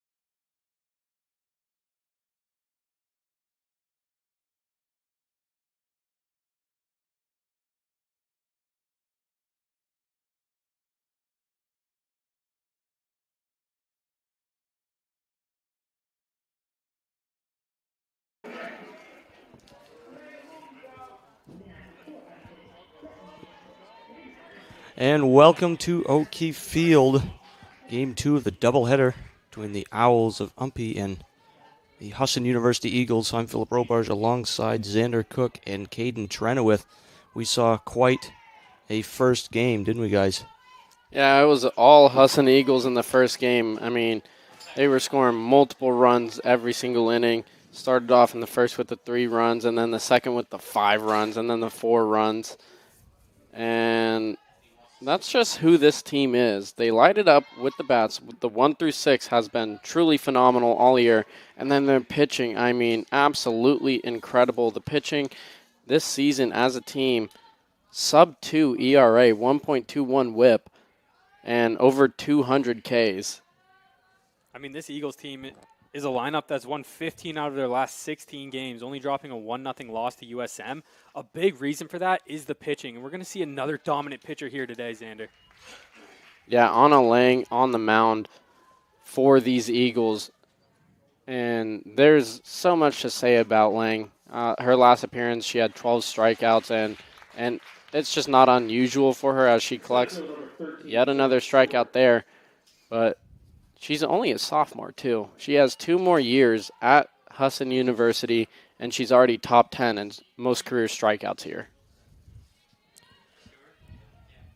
Up now is Zoe Stewart, as we saw McNally go down on strikes. And the starting pitcher today, Anna Lang, out of Gilman, Connecticut. 8th currently all-time in Husson strikeouts for the right-hander. That's why doubleheaders have just been so tough for Eagles opponents lately. So you get that 1-2 punch of Johnson and Lang. It just creates a lot of trouble. The runs stay low. Your hits are low. You're not going to get a lot of opportunities. When that pitch comes and you like it, you have to take that opportunity.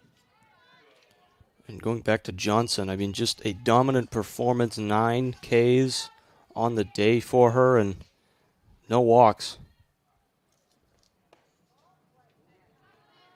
As we see now, falling behind in the count is Lang. Count is 3-1 to Zoe Stewart. Yeah, like you said, Philip, Sky Johnson in the circle earlier, dominant yet again, and then Eagles also have Anna Lang, who this season has 176 strikeouts. You have those two. And then you have Sierra Yates on top of that, who's 2-0 this season in her 2 appearances. So she has 11 innings pitched, one of those being a full game. 0 runs allowed and 8 strikeouts in those 2 games. So there's 3 pitchers for these Eagles who have been incredible. And then Jasmine Johnson on top of that is also 2-0 with a sub-3 ERA. So this whole team is loaded from top to bottom. Check swing there by Stewart. Not offering, so she walks on a full count. And immediately Umpy has a runner. Up now, junior out of Grand Bay, Nebraska, Gracelyn Walsh. Hitting .275 this season.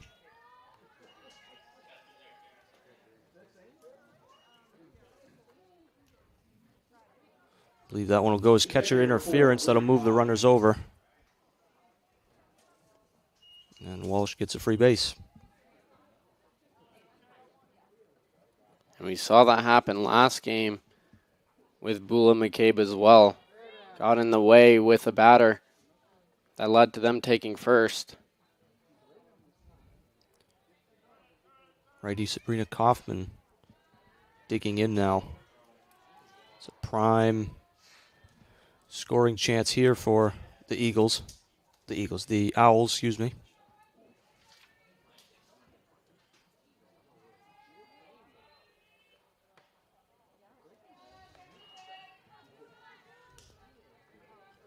So we see now Lang again behind in the count. 2-0 now.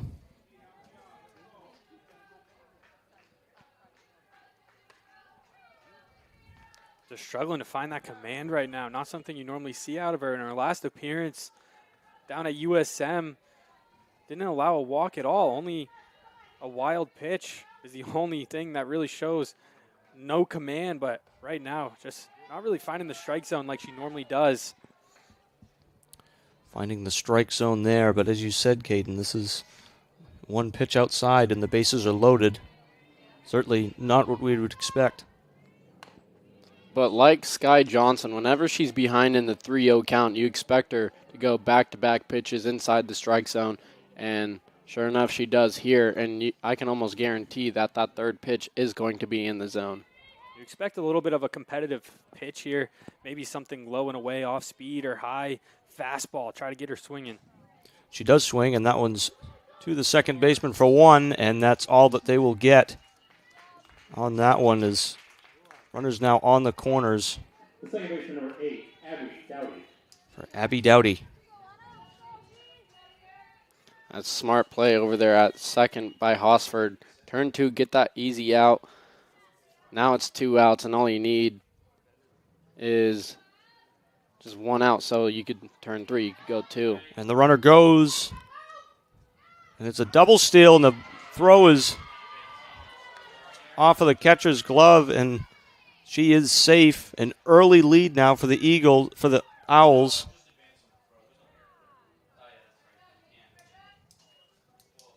So a defensive miscue there by the Eagles. Bula threw down to second. They couldn't get the tag in time. Hosford threw it back to Bula off her glove when she tried to tag out Stewart. Couldn't. Obviously, ball fell out of the glove, led to a run scored by the Owls. Now Walsh is over at third. Or Kaufman, yeah. It is important to note, I mean, this middle infield is not a middle infield that you normally see a lot. Cameron King normally occupies the outfield. Hosford is normally the pinch runner off the bench or the designated player. So, I mean, this is a 4-6 combo you don't normally see on that field together. It looked like that was supposed to be one of those fake situations, but it just looked like there was just a little bit of a miscue right there between the middle infielders. Now the 2-1 swing and a miss, and she gets out of the inning, but not without allowing a run. And the Owls now, ahead of the Eagles.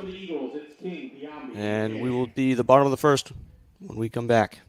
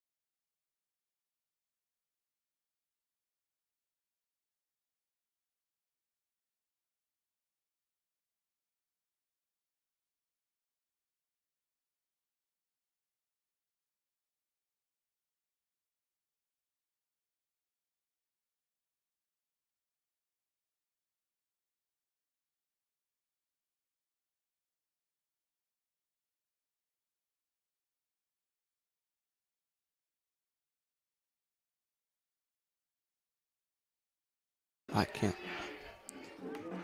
And we're back now. Bottom of the first. Humpy able to drive home a run. And now the Eagles bats looking to answer, starting now with King, who had a stellar performance last game. Yeah, King with a single, double, and inside the park home run. Just about 5 RBI game from her.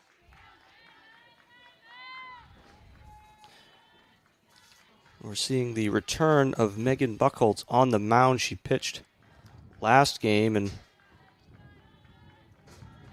didn't fare so well, but No, let up those 12 runs. Did not look confident out there. Her command was off. Couldn't really find the zone, and anytime she did, it was into the outfield.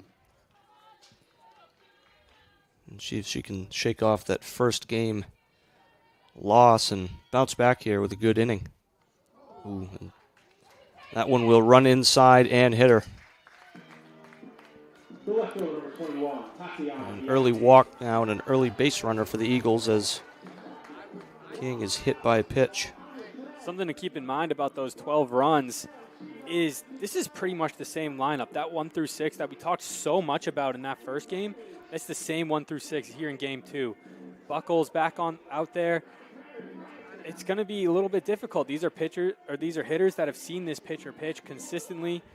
I mean, those top 6 alone had about 75% of your hits in that last ball game. And then going to Buckles, she's seen these batters before. They know what they like. They know what they don't like.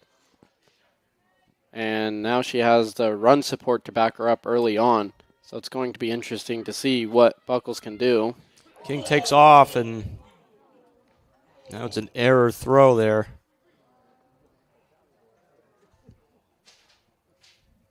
And the mistakes just keep piling up for these Owls. Yeah, that's just a little bit unfortunate there. Trying to get the runner, but just ends up hitting Buckles right off the back. Right in the tailbone, it looks like. And, yeah, just throw down over to 2. Accuracy was not there. Ends up hitting Buckles in the tailbone, and she's down for the count for now. So we're going to let her take a breather and be right back.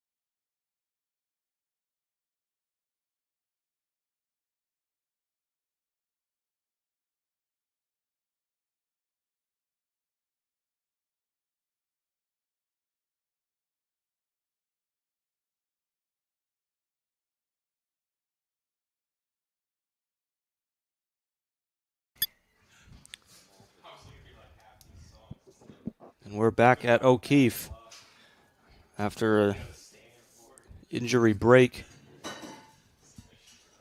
Megan Buckholz back out on the mound, ready to shake off that play. She looks to be okay for now. I know that definitely hurt. She was down in pain for a little bit, and wow, look at this crowd. Awesome. Showing tremendous respect. Everyone gave her an ovation when she was ready to go. You love to see that across all sports, the sportsmanship from both sides.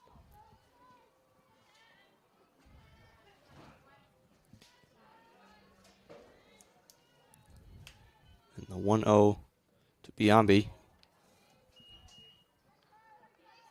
In the dirt. The runner did move to second on that one, so there is for the Eagles. King is in scoring position now on second.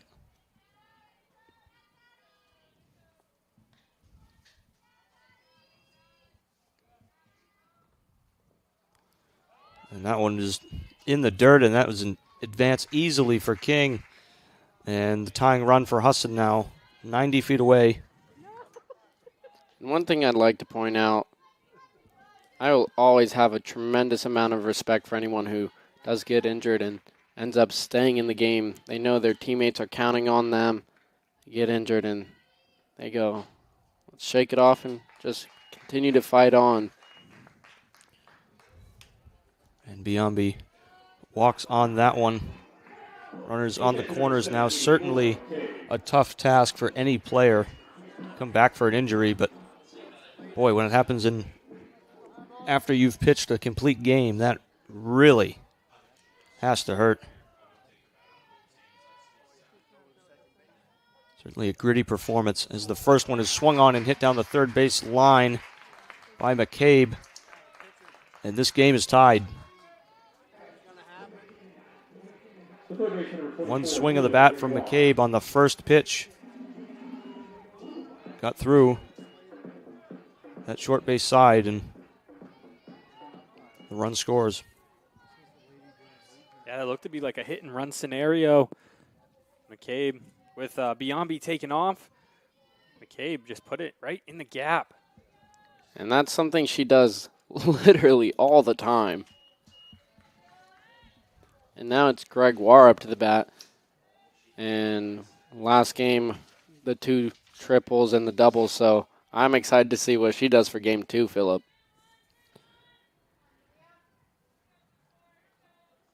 The 1-0. In there. 1-1. You mentioned the extra base hits. Those were really the Achilles heel for the Umpy team last game. A total of 5 in that one. Oh, for sure. And almost all of them leading to runs scored. If you're Buckles, trying to make them chase these pitches as that one leaks. That one gets down. It'll go all the way out to the wall. 1 run scores. Another one scores. And she's not stopping. She'll head for home and score. What a play by the Eagles there. An inside the park home run, Xander. And that's back-to-back games, boys, where we see an inside the park tripper. First it was King in game 1, now it's Gregoire, and oh my goodness, Julia Gregoire, what a week. Not often that you see one in one game of baseball and one game of softball. We've seen 2 and 2. Just stellar pieces of hitting from these Eagles.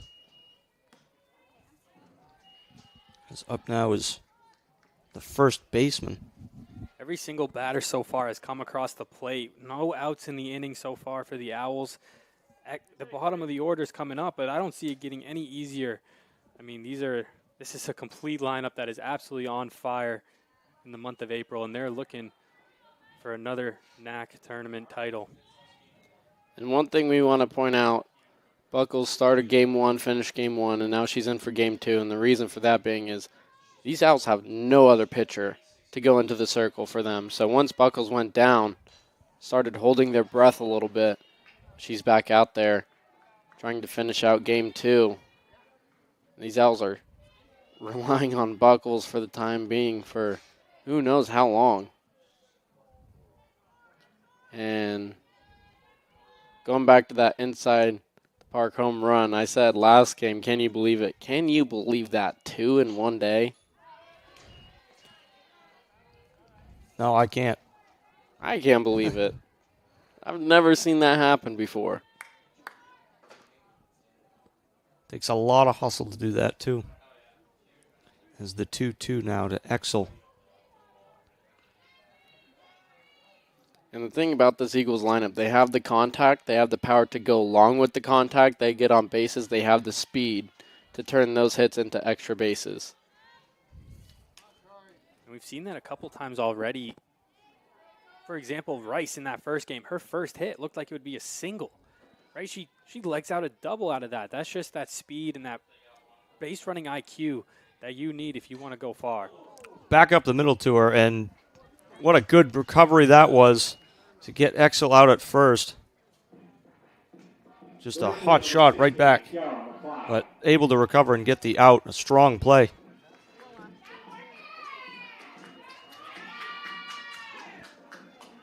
And that's one of those where you just have to clap your hands for Buckles.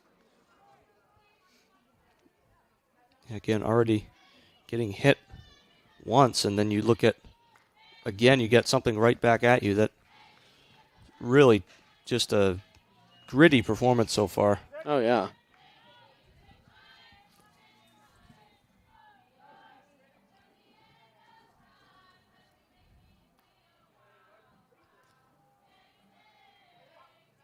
Here's the 1-0 to McLeod.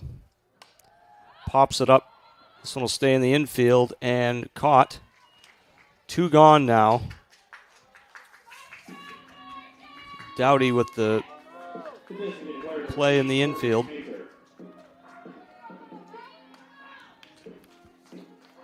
And now with 2 down, in comes Morgan Taintier.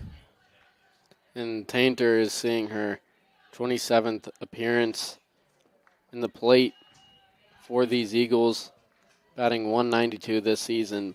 And out of those 5 hits, she does have a home run and 5 RBIs.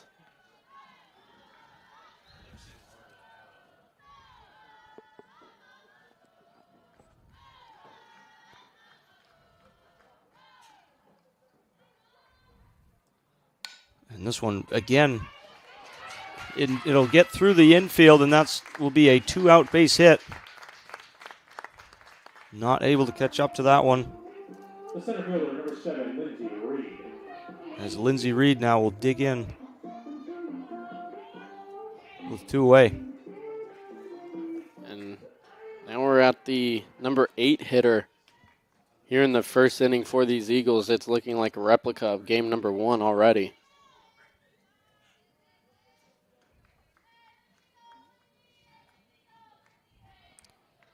And the first one to her is in the dirt.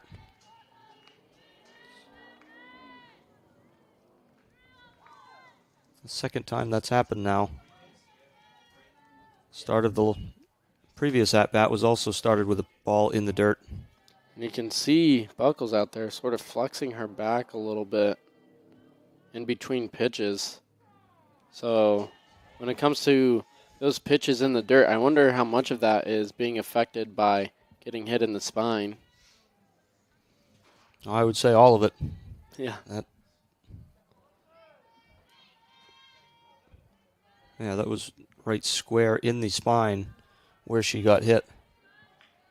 Certainly no surprise to see her still trying to shake that off. I mean, that I wouldn't be out there if that were me, so.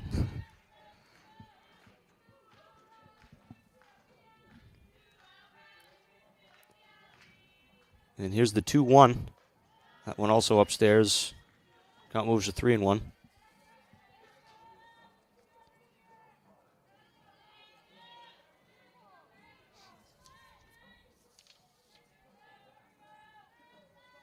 Lindsay Reed out of Carmel.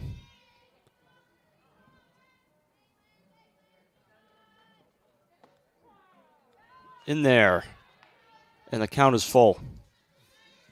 And that was a good pitch from Buckles. Had a little bit of down curve to it. Lands square in the middle. See if she can put her away. The 3-2. That's high, and it'll be ball 4. Now the Eagles have 2 runners on for Ella Hosford.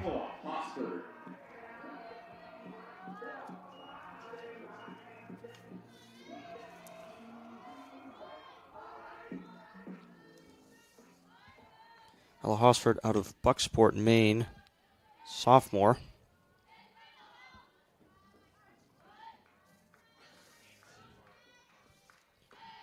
So far this season, she's 1 for 11. Hasn't gotten a lot of opportunities, but is the only lefty bat in this Eagles lineup. Very fast. She plays on the Husson women's soccer team as well. She catches one good. She's also one that can leg out those extra bases we were just talking about. And out of Bucksport, Maine. You guys ever heard of the witch's boot out there? On that gravestone for Bucksport? No. Yeah, there's this gravestone. I forget who it was, but a witch's boot would appear out of nowhere. And then days later, it's like completely gone. And it's like engraved there when you see it. It's the gnarliest How thing. do you know about this, Mr. California? Because I've lived here for 10 years. Yeah, it was really neat. I was just driving through Bucksport yesterday. No witch's boot. But I've seen it. So is it only certain times a day you get to see the witch's boot? That's the thing. No one knows how it gets there and how it's off of the tomb. Swung on, missed. I think the tale is the gravestone, the guy who passed there, he was cursed by like a local witch there. So that's why a witch's boot pops up. I don't know. I'm Mr. California, so I'm butchering this story. What size boot? Gotta be like swing and a miss, strike 3. And mercifully, the inning is over. We'll be back at the top of the second. The Eagles in the bottom of the first. Bottom of the first. Coming up. Left on base. Still for the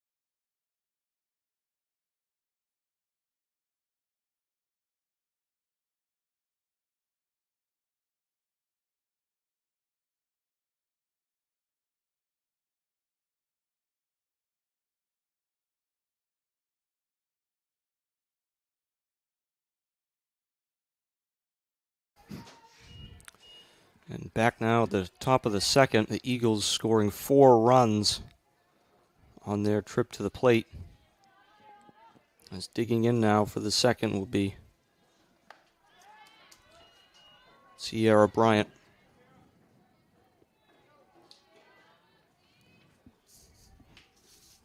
Bryant in her last game struck out twice. Again, going back to that stellar performance by Sky Johnson. Counts 1-1 to her now.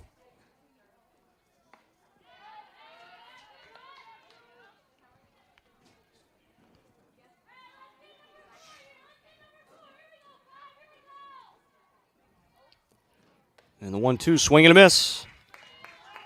And that's an early strikeout for Ava Lang. The designated player number 12, Avery. It's her second of the day.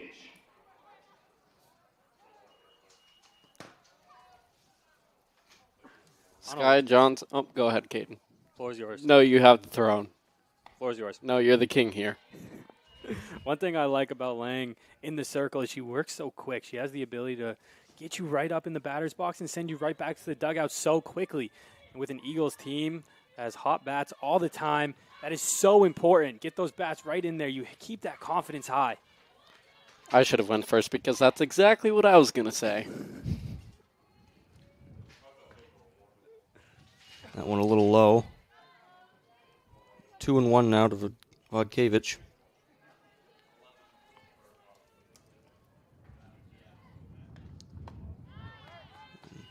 Swing and a miss on that one. The count's even at 2.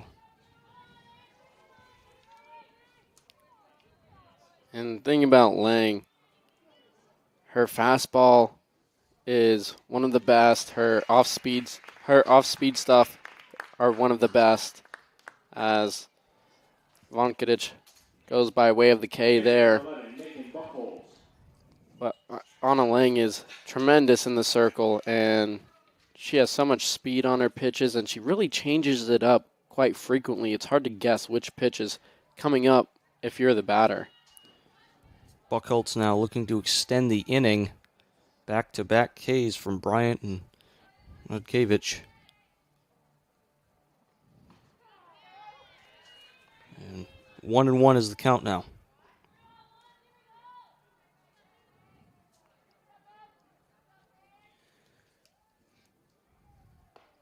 And that one chopped foul. That was a surprising swing there from Buckholz.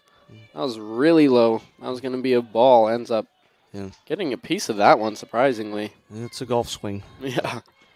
Lucky just to get to a piece of it, but that one also fouled just out of the reach.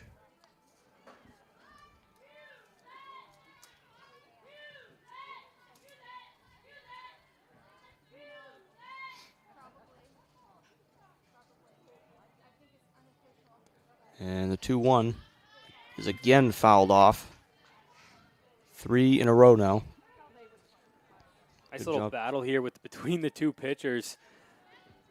Buckholz looking to give herself a little bit of comfort, extend this inning a little bit just so she can stay out, but Not going to do it. Swing and a miss, and 3 Ks for Lang, a bounce back inning. And the Eagles now due up in the bottom of the second. We'll be right back after this.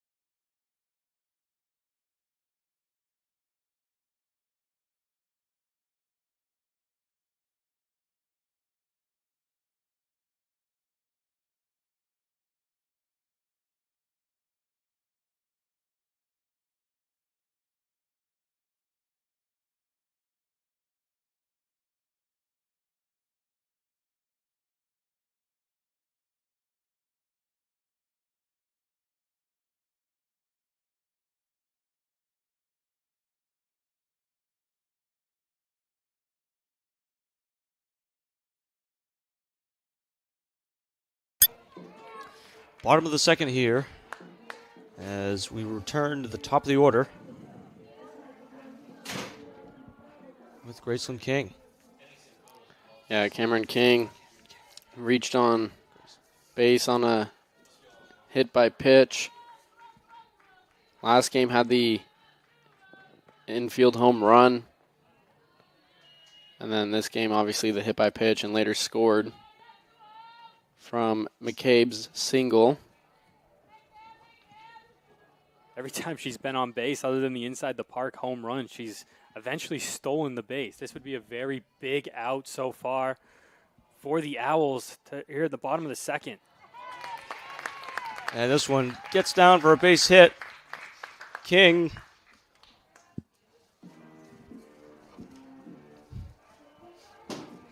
And now that'll bring up Tatiana Biambi, who last game,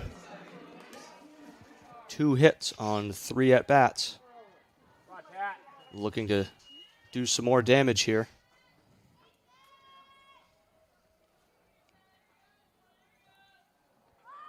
Throws down a bunt, doesn't offer. Runner goes, and King is in there safely. And what's new? You expect her to take off every single time, and it's so rare for her to get caught stealing.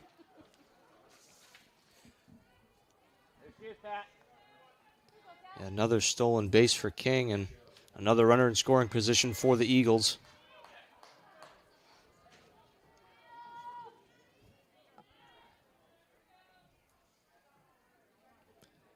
And take your time. Here's the 1-0. That one's in the dirt.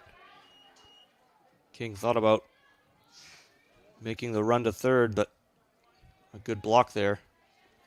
And she thought better of it. Counts now 2-0. Cameron King now 49 stolen bases on her career. She stands alone in the 8th spot for stolen bases in Husson history. And this one hit to center. And not able to off the glove. That'll bring King home. Biambi will take third, standing. And the Eagles get one more on the board.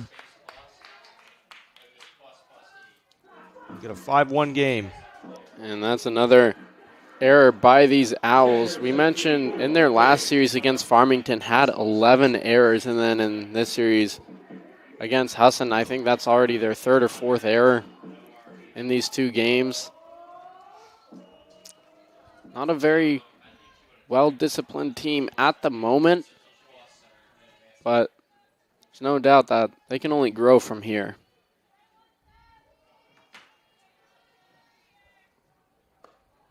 You mentioned it again, another error resulting in yet another Eagles run. As now,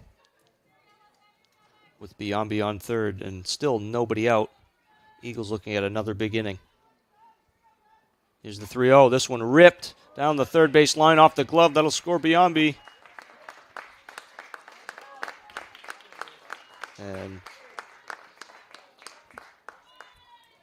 able to get a base hit is McCabe. A really tough play over there for Bryant. That's a hot shot. I mean, they call that for the hot corner for a reason, Xander. Takes a lot of bravery to play that position. To even get a glove on that ball, though, is just tremendous reaction time. Oh, definitely. I mean, that ball was screeching off the bat over to third. But again, that's one of those where you have to come down with the catch. You're down 6-1 now. I could have gotten them their first out. Throw in the dirt and taking the base easily is McCabe.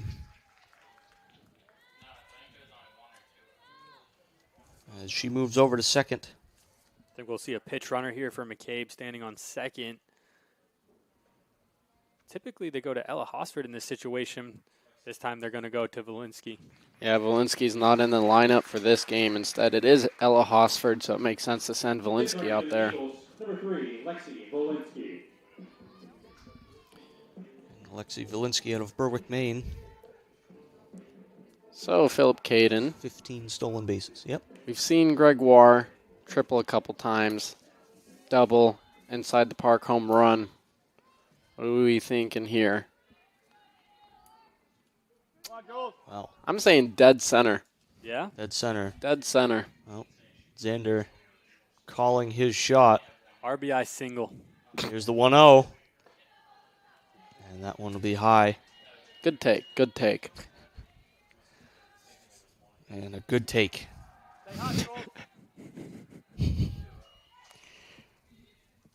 2-0 is the count. Runner at second. That one. Oh, what a grab. What a grab. And a great out. I'm speechless on that. It was a very good out. My mouth was man. wide open. I saw that. I was like, no way she makes that grab. And sure enough, she does. And we literally just saw Bula McCabe had that same exact hit, but just opposite side of Bryant. Wasn't able to make the catch. And then that one from Gregoire was even faster off the bat. And somehow Bryant pulled away with it. That's incredible. Well, you said you wanted to see the out next time, Xander, and there it was. Brian lived up to it. That one was absolutely scorched off the bat. That was nothing but barrel. Just a great play by Bryant to get down, get that ball. It's a tremendous reaction time. That was definitely going to be an RBI single, by the way. I was thinking she was turning two. Yeah. And that one on the ground to third. The throw won't be in time, and she's safe with a single. There's now runners on the corners for the Eagles here. 16, Kiara McLeod. And Kiara McLeod steps up to the plate.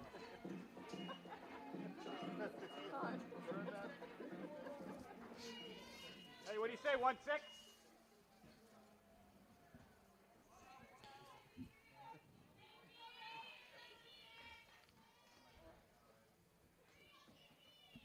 And here's the first one. And caught in a pickle here. They got the rundown going. But she's safe. Terrible, terrible defense by the Owls there. Had her in a pickle, but unable to make the play. That's one of those set plays. When me and Xander were on the broadcast earlier this month, that was a play they do often. Those little half-go steals, try to get that runner in a pickle in between first and second, allow that runner to third to come home. That time, they normally just take the out, but that time Axel gets the second safely. Runner still in scoring position.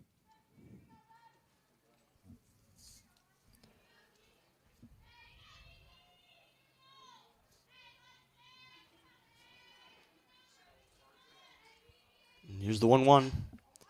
This one high should be playable. And that one's going to go foul. That was close. If that was just to the left by like 2-3 inches. That would have been fair. Count now 1-2 after that foul ball. 1 out.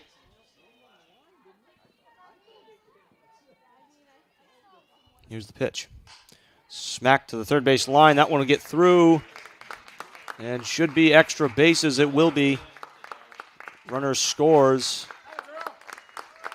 And a double for McLeod. RBI double. Eagles And now 7-1. this is exactly like last game. Last game, Eagles scored 3 in the first, 4 in the second. This time they score 4 in the first, 3 in the second. Mind you, we still only have 1 out. And it is now 8-1.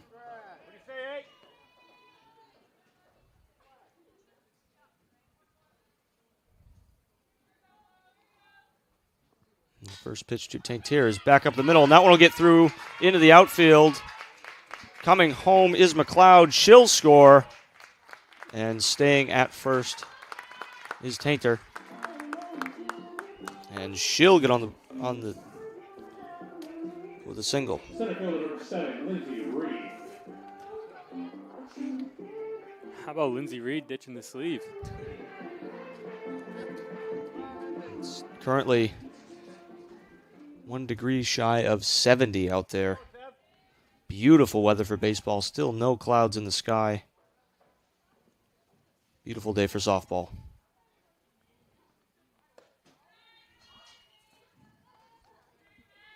And that first pitch, high and away for a ball. Every car driving, windows down. Like you guys mentioned, beautiful day. We've been waiting for this. We have. It's rained the last 2 days. I was getting tired of it.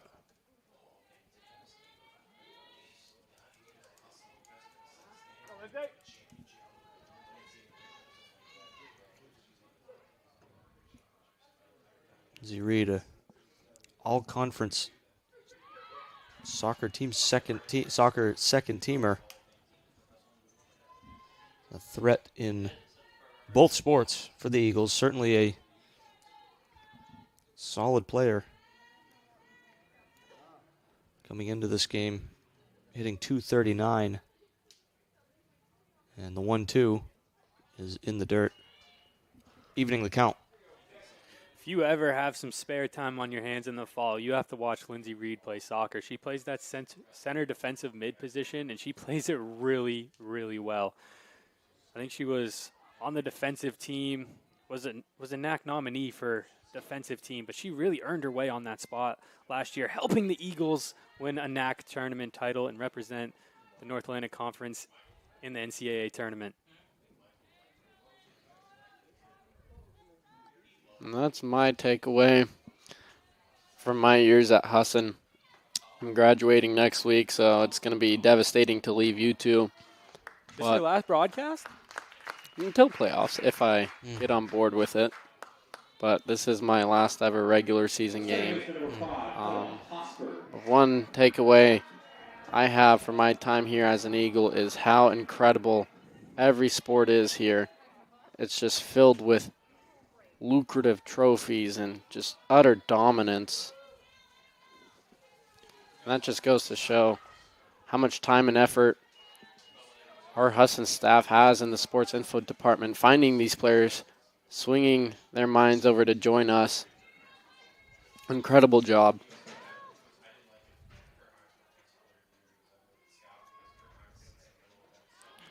And that one in the dirt. Count moves to 1-1. Xander, you and I called a baseball game a couple of years ago. That was my first broadcast, a game against Leslie. Yeah, that was my first play-by-play broadcast over the radio. Yep, I remember it. So do I. I remember how bad I was. No. But look at us now. We've improved. Now, somewhat. Yeah, somewhat. We've made it onto the YouTube scene now. As the 1-2 on its way. That one's high. Mainly because everybody else called out, but We made it. Yeah. That's right. At some point, they have to pick us. Yeah. People say, "Oh, you're so talented. You deserve to be on here," and I just Do go, they? "No." Only his People mom. just called out. Yeah, I got yeah. lucky. Only his mom. Yep. And strike 3, and there are 2 gone now. Officially batted around now as Cameron King walks back up to the batter's box. That is the second strikeout for Buckles.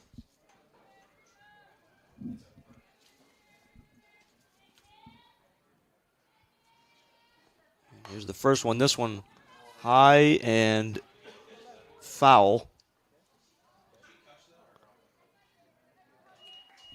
That one touches turf out there. Great effort, though, by Carney. Yeah, very hard to see. Oh, yeah, from this Vantage angle, you point. cannot see over there. Yeah.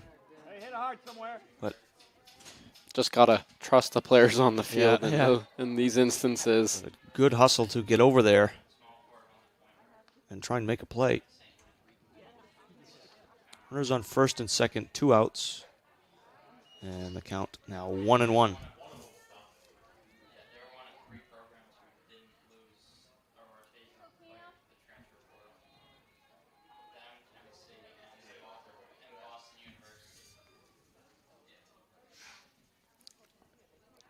And that one in the dirt, that'll get behind him. The runners will advance as that one will get behind the catcher and go to the backstop. 2 runners in scoring position now. These first 3 hitters, 1, 2, 3 in the Husson order, are 3 for 3 today. Or 6 for 6, excuse me. 3 for 3 this inning. It's a dangerous lineup to have runners in scoring position here. And swing and a miss. The count is even.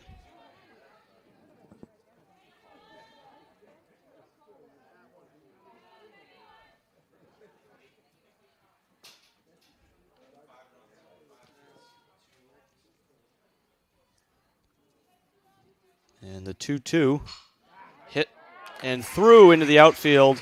More runs home for the Eagles as the 6th and 7th run of this inning come across the plate. Looking for stolen base number 50 over there standing on first. Interested to see if she goes for here.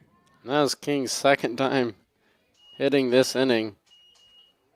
In one inning, 2 singles and 2 RBIs and a run.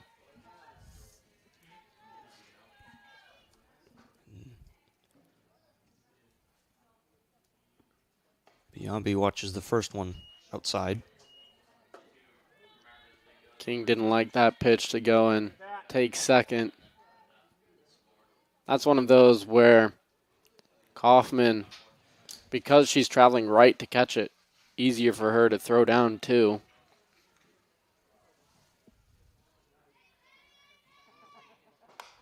This one hit, that'll get down. Another base hit. King thinking 3, and now still 2 gone. Runners on the corners as the inning continues. Up steps Bulla McCabe.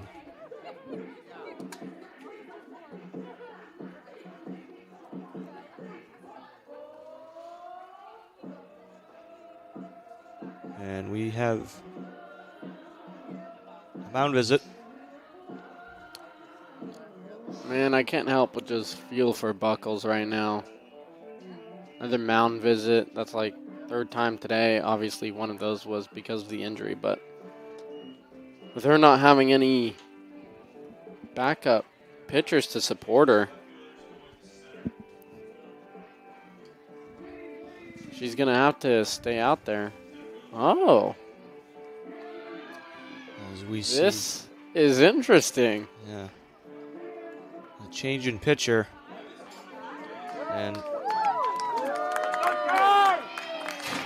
applause from O'Keefe as Buckholz will depart.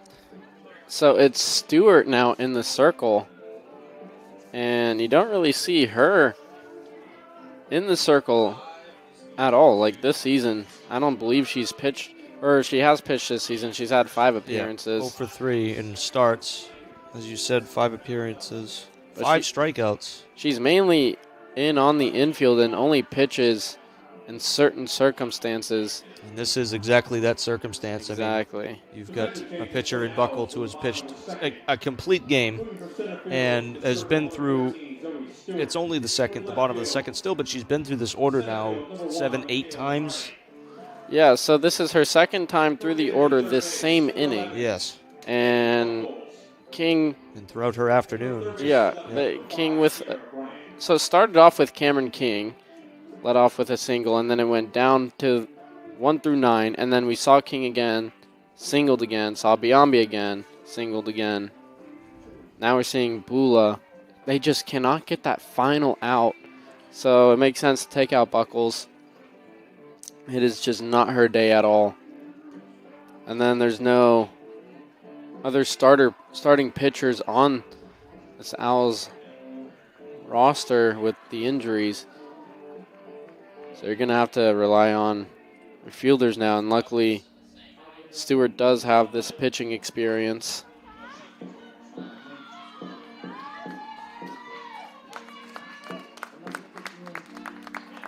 Pinch hitting for the Eagles, number 13, Sky And Johnson. Buckles is showing her emotion. And look at the crowd. We have Sky Johnson at the plate, Phillip. Yes, we do. This is awesome. Her first damage. time. Let's see it. Looking to do some damage.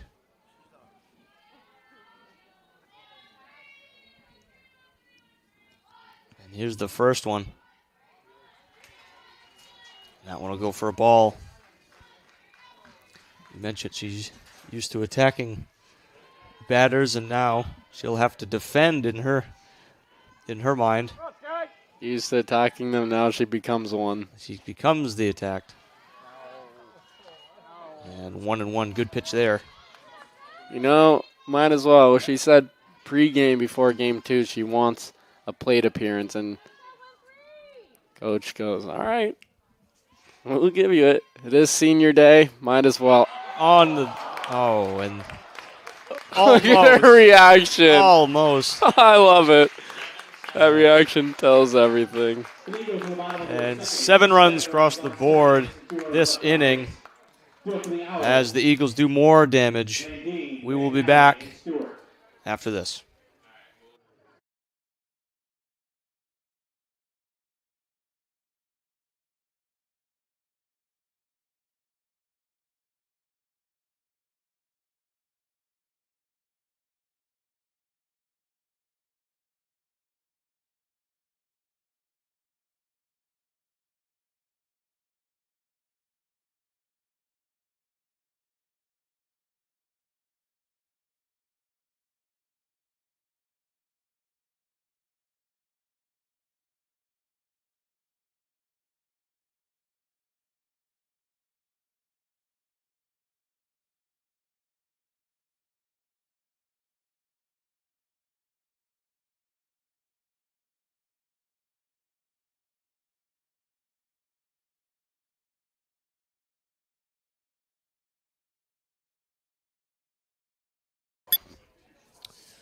Top of the third here from the O'Keefe as Lang looks to deal more damage. Gave up that 1 run in the first inning, but bounced back with a solid inning. And now looking to do the same. And that one outside the count, upstairs, the count is 1-1.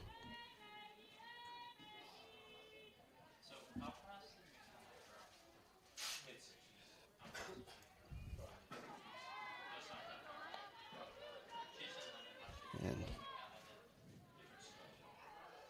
1-2 is the count to Maggie Landine. And swing and a miss. She goes down. 5 straight by the K so far. Oh, yeah, 5 straight. Ended the first with a strikeout. Struck out the next 3 in the second. and leads off the third with 1. Emma McNally swinging for strike 1 as we return to the top of the order.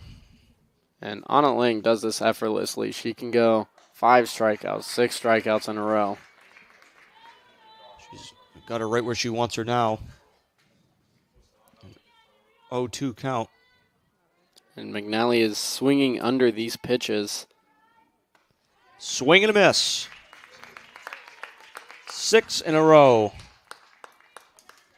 The pitcher number 13, Zoe Stewart. As Zoe Stewart now up to the plate, who relieved Buchholz. So we saw quite an interesting matchup for that. Yeah, against Sky Johnson. That was so funny. You could tell. Bat. She really wanted it. Didn't quite make it out of the infield, but For a second, I thought she got it. It was just a great grab on the ground.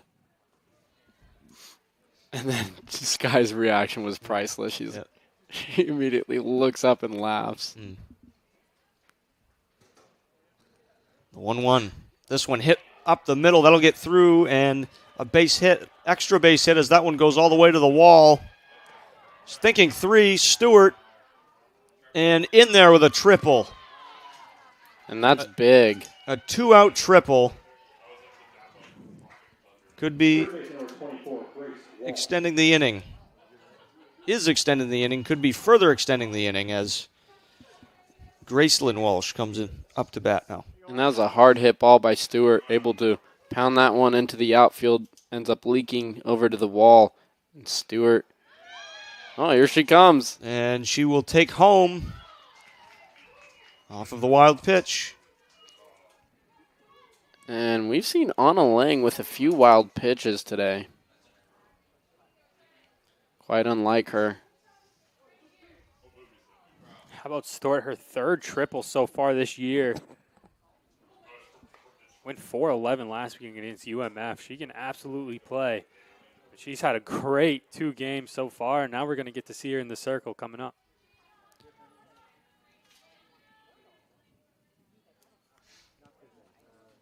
And this one fouled back. It's now 2-1 to Walsh.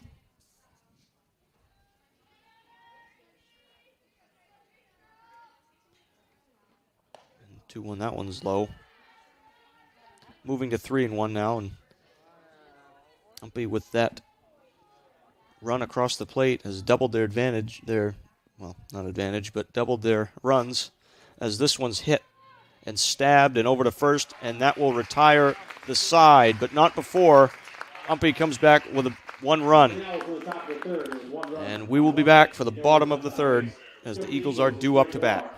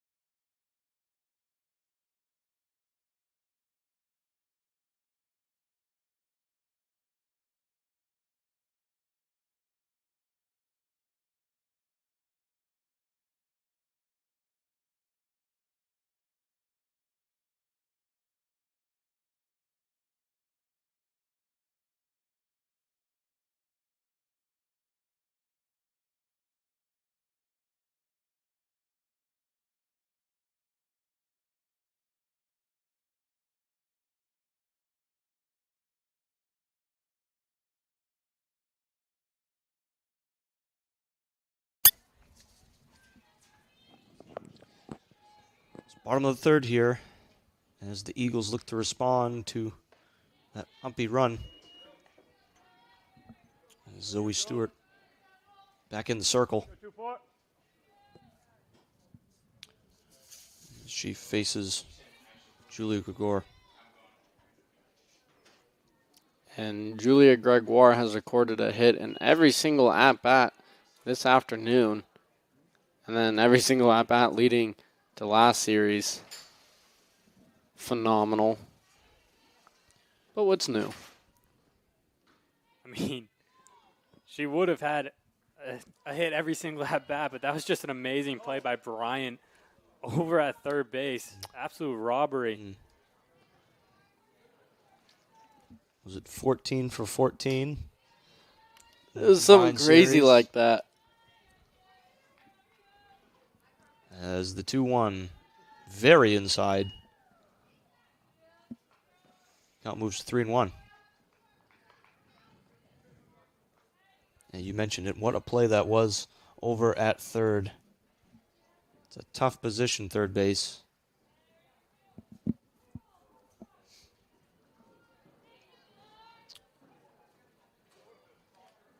Catcher changing the sign. Here's the pitch. And she walked her. A leadoff walk for the Eagles. And up steps Tori Exel.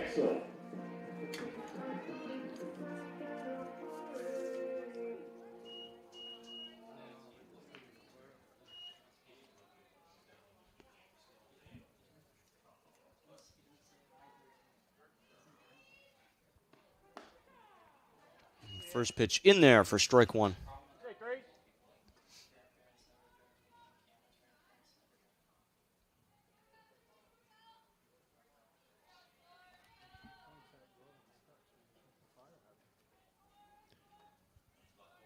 Stewart taking her time.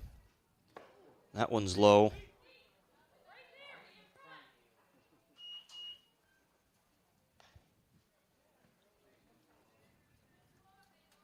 One and one, the count to Exel. And that's second pitch we've seen from Stewart run inside and almost hit the legs of Gregoire and Exel.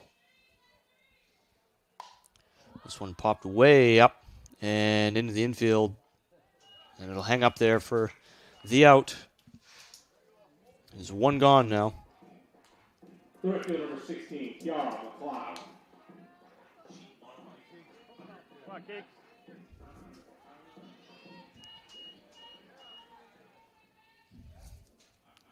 What are you liking from Stewart out there in the circle, Caden? She throws with a lot of power. She really has a really neat wind-up getting to that home plate. She throws with just a lot of power. Something that's really, I mean, especially coming off of what Buckles was throwing, she was more precision with the pitches. Right now from Store is just all power. It's a lot different.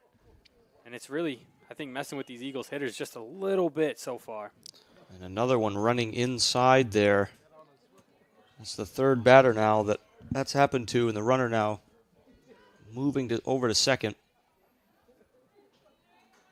As we have a 2-0 count now.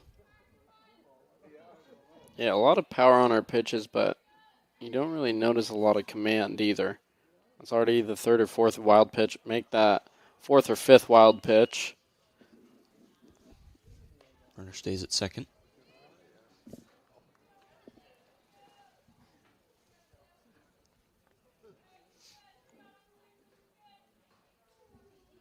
And the 3-0 count now. Only one out. And that one will be a walk. As another Eagle on board. Pinch hitting for the Eagles, number 23. We will have a pinch hitter now, Morgan Curtis, junior out of New Gloucester, Maine. And this will be her 16th appearance at the plate this season, batting 200, has a double, 3 RBIs. Has gone down by way of the K 6 times. Last series against Leslie, though, went 1 for 1, an RBI, and then 3 runs on top of it. See what she sees first here. And that one will run inside.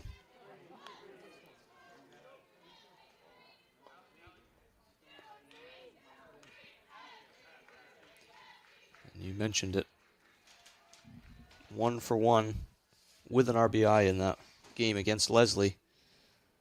And with 2 runners on, you got to think she'll be trying to move him over, if not bring him home. So we've seen 2 big innings from the Eagles now, on top of just a dominating pitching performance in the last game, and again onto this one.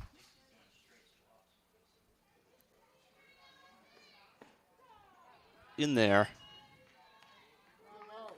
And now, with a 1-2 count, Stewart looking to put her away. Cookie? I'd love a cookie. Thank you. Oh, and that one hit her. And the bases are loaded now. So we see yet another pitch run inside. This time Pitch hitting for the Eagles for 2, Allie. it runs in and gets Curtis. Thank you for the cookie, by the way. I was starting to get a little bit of hungry, and then you go cookie. Perfect They're really timing. good. I'm glad they gave us some cookies. Generous gift. And now, doing the hitting will be Ali Casavant. Cumberland, Rhode Island. She's the only freshman for the Eagles. So you know how I said the first batch of cookies were pretty good? 5 big booms for mini cookies. They're actually really good. Not pretty good. They're really good. Almost an unheard of 6 big booms. 5.5. Loaded. Here's the first one. In there, strike 1. How do you do half a boom? Boop. Oh, you only pronounced the first 2 letters. Yeah. Ali Casavant hitting 188 batting average.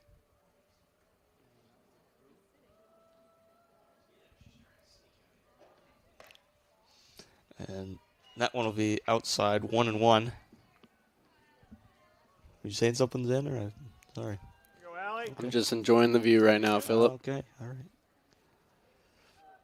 and enjoying these cookies. And that one's outside. Hitters count now, 2-1. Choco chip or toffee? I'm going to do toffee this time. Tastes like the Baskin Robbins. What was it? Baskin Robbins something. Baskin Robbins toffee ice cream. Zach Mills almost ate all of them. Yeah, I know. I'm getting a crumb. Thanks, Zach.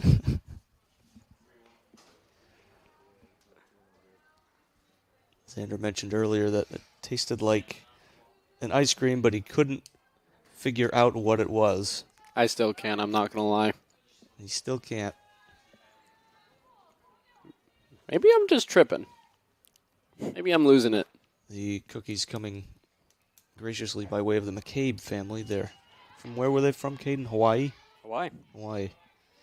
They've traveled a long way, as have the McCabe family. Their first 2 games here watching as the 3-2 walked her, and that'll walk in a run. And the Eagles get 1 more across now, moving it to 12. You know, at least credits to Stewart for not allowing any hits.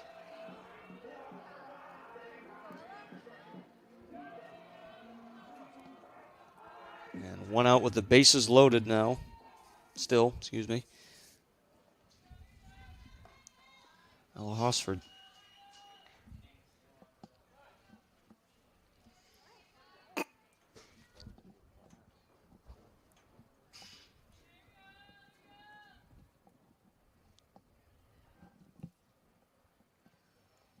Here's the 1-0.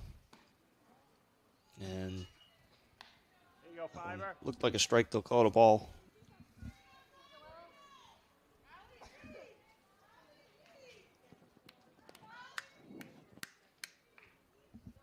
Gator chomp call right there. Is that what that was? That one gets away, and the plate, safe.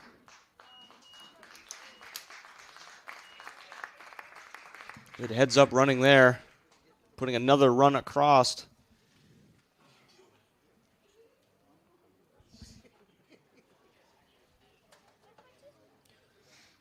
The umpire has to take a minute to clean off the plate.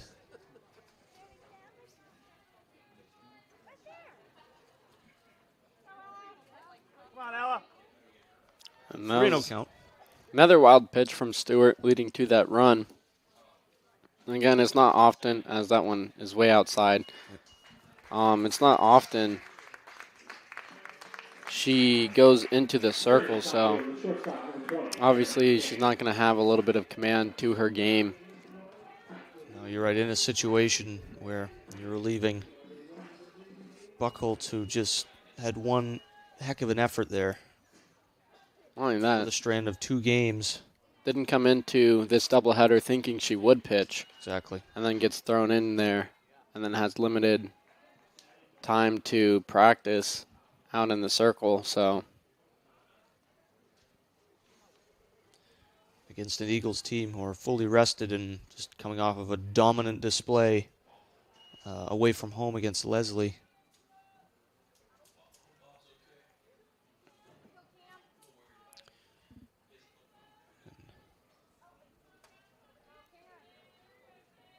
Here is the 1-1.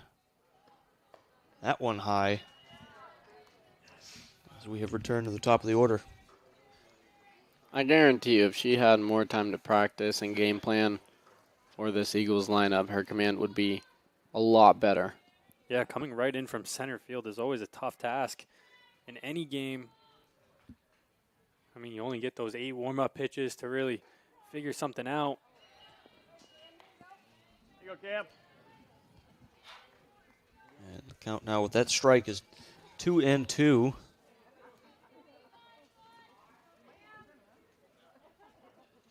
As King will look to drive the Eagles home. This one hit and gets down. That'll move the runners around. 1 run scores.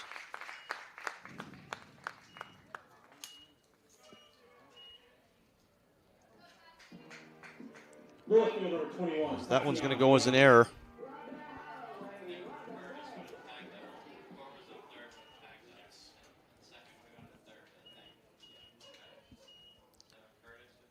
Lexi Valinsky back out on at the plate now as this one is hit to second and on to first. And there are 2 gone now as she takes the first pitch swinging. That ends up scoring a run, though. Makes it 14-2, or 15-2, excuse me. That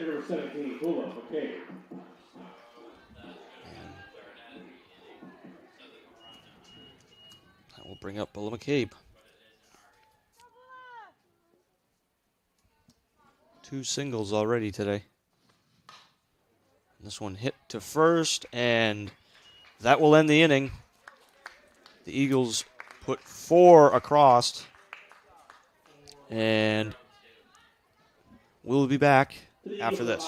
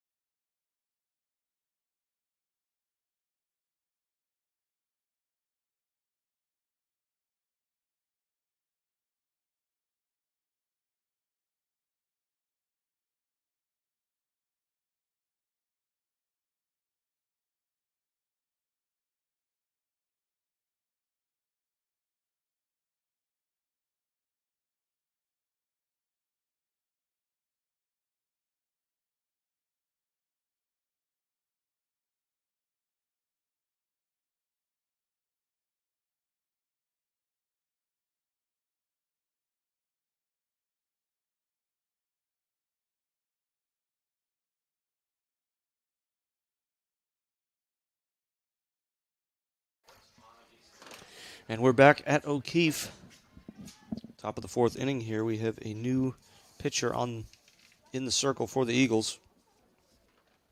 It's the right-hander Jasmine Johnson out of Clinton, Maine. Yeah, Johnson this season, sub-3 ERA, couple complete games, 14 strikeouts. And then last game at Leslie had 6 strikeouts through 5 innings and only 2 hits allowed. So Husson has so many pitchers that they can count on and really trust out there to go the extra distance. And Jasmine Johnson is definitely one of them. Her and Anna are both sophomores and will be here for a couple more years. So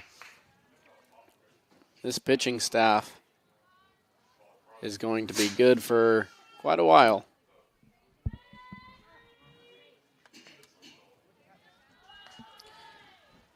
And already behind in the count, 3-1. And this will be as we see, the first bullpen appearance for the Eagles in either of these 2 games. And she'll start off with a walk. Second baseman number 8, Abby Dowdy.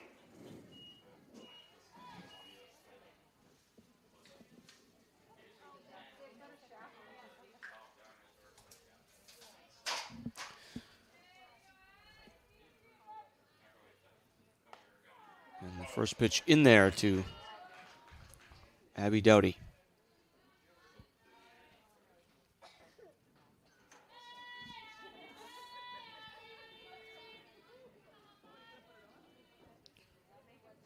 And this one fouled off and not able to make a catch.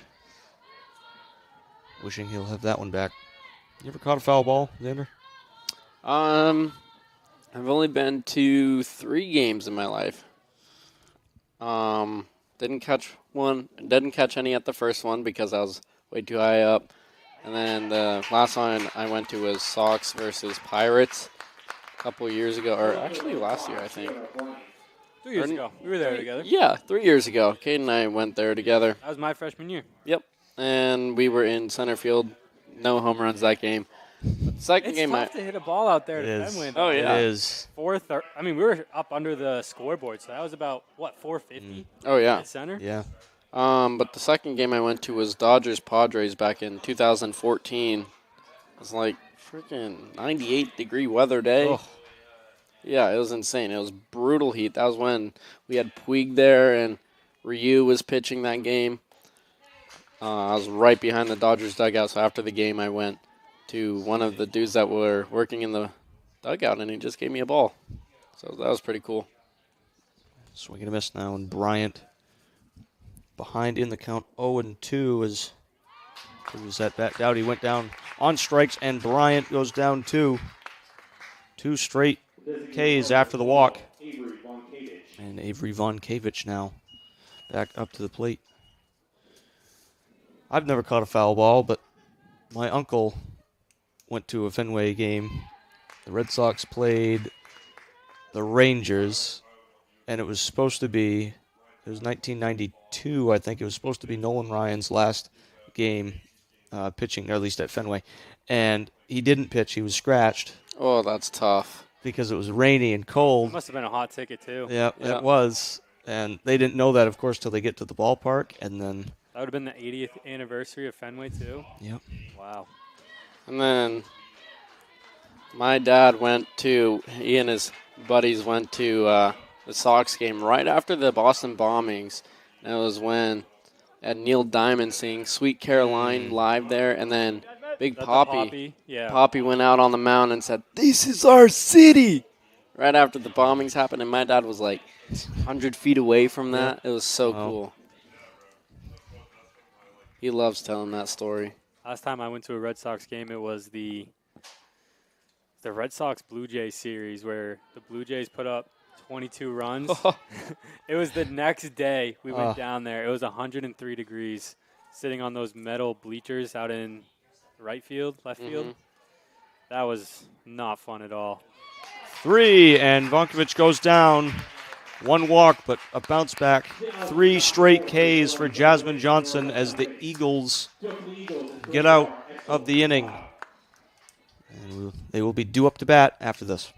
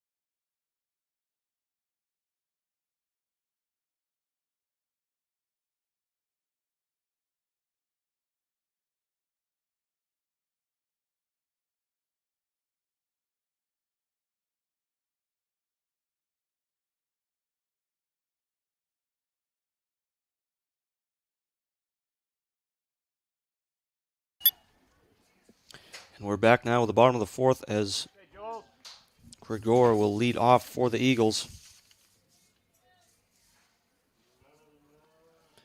And Stewart with the first one inside. Ooh.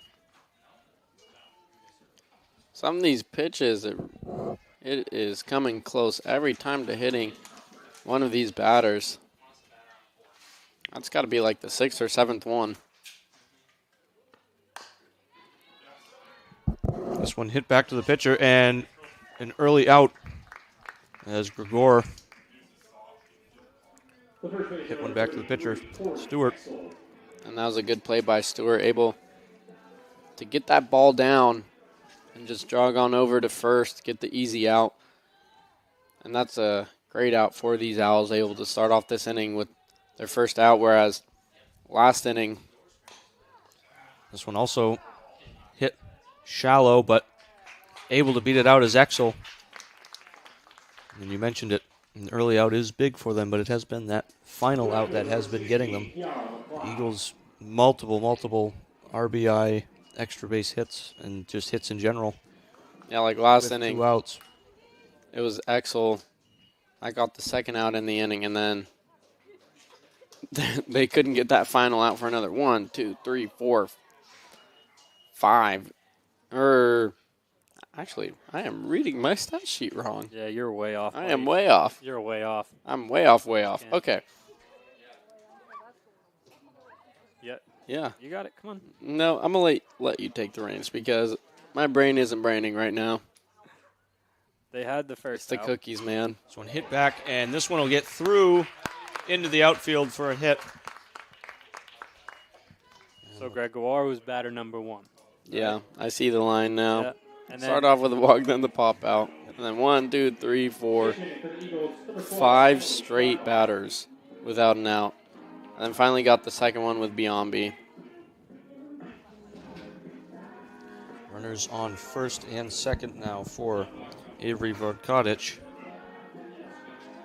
Emily Dunbar Emily Dunbar. is batting .211 for her Your- career. You got your stat sheet wrong. I have my player sheet wrong. Everything's going wrong. Everything's here. going wrong. That's right. Dunbar did single when she pinch hit last game. Yep.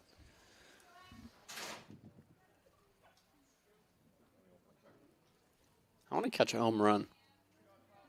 That's one goal of mine. Mm. going to ballparks. We should get you a wireless mic, get you out there by the flagpole. That's right. Home run report with Xander. For an all-star game or something, yep. Nescom Productions goes to the all-star game.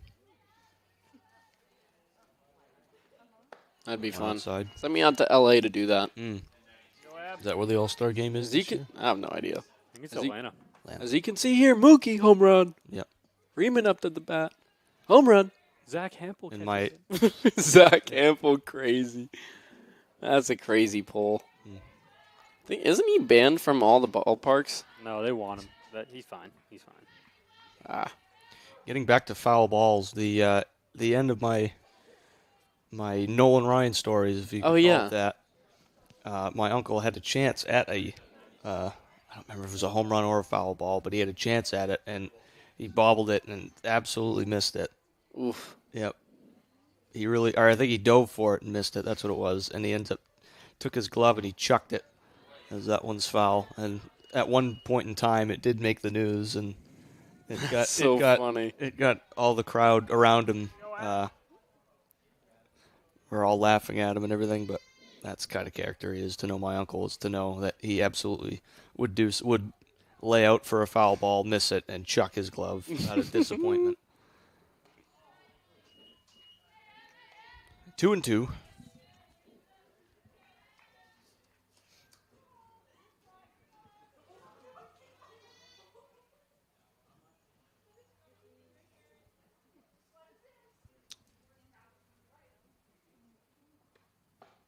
Swung on, missed. And there are 2 gone now in the bottom of the fourth. The center fielder number 2, Ali Casavant. And Ali Casavant coming back up to the plate with 2 runners on. She fouls off the first one here. Again, this is where the Eagles have been deadly with 2 outs. Multiple runs have scored already, so this is almost familiar territory. It is familiar territory for them. Yeah, 2 outs, and we've seen it all too often, guys, where they've had these 2 outs and just can't come away with that one final out. They end up going 5 or 6 batters without it.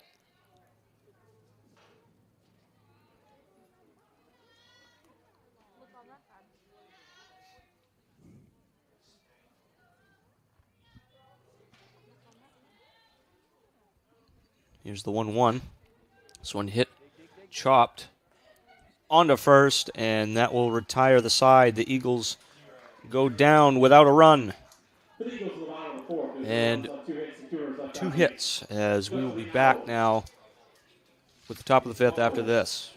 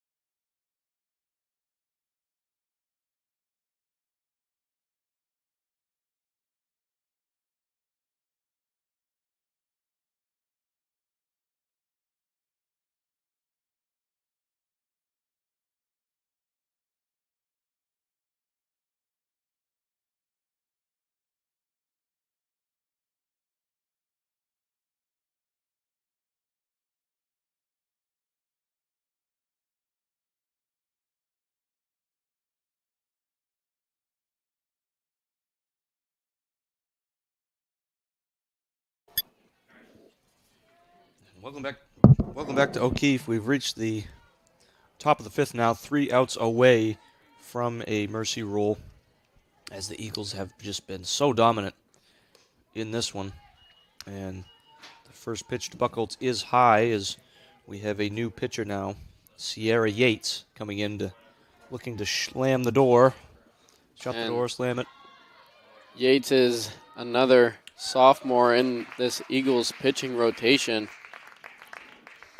So Yates, Jasmine Johnson, Anna Lang, all 3 of them are sophomores, will be here an extra 2 years, and Yates in her 2 appearances so far has been absolutely incredible. Yeah, her last time up against Leslie last weekend, 7 innings pitched, only 3 hits allowed, 2 walks, and 5 strikeouts. The other appearance against Plymouth. A week before that, that was 4 innings pitched and 1 hit allowed. She's just done a tremendous job in the circle. And those are 2 quick back-to-back outs at first, and now the Eagles 1 out away from a series sweep. What's that dance they're doing in the infield? That's their out celebration. Yeah? They've always done that. I'm too focused looking down at notes. They do it after every out. That's really cool. As long as they don't have a runner on, I think. That's pretty dope. This one high and just out of the reach. 2 strikes now, as Emma McNally representing the final chance for Umpy to get anything out of this game.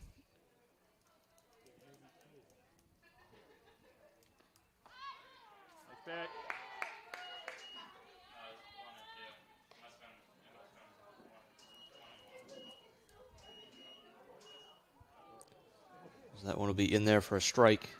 Count is 1-2. That one high.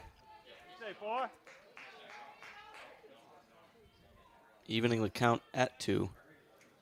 2 balls, 2 strikes, 2 outs, 15-2, and that one makes it 3-2, as that one is outside for a ball. Full count. And this one hit to the infield. This could be it. On to first, and that's your ball game. The Eagles victorious over Umpy, 15-2. They take both games and have completed a sweep over the Owls. A dominating performance in the circle for both games, and just an outstanding hitting performance here.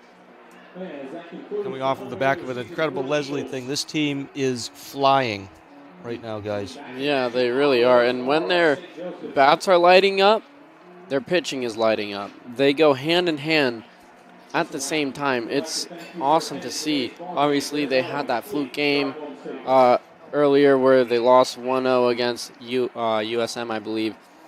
But other than that, they were on a 10-game winning streak, and then since the USM game, they're on a 4-game heater now.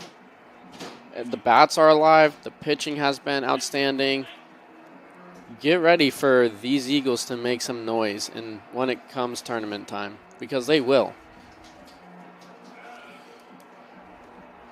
And 15-2 is your final score. I'm Philip Robarge alongside Xander Cook in his final regular season game. Thank you, thank you. It's been a pleasure. And Caden Trenowith, as we bid you adieu from O'Keefe.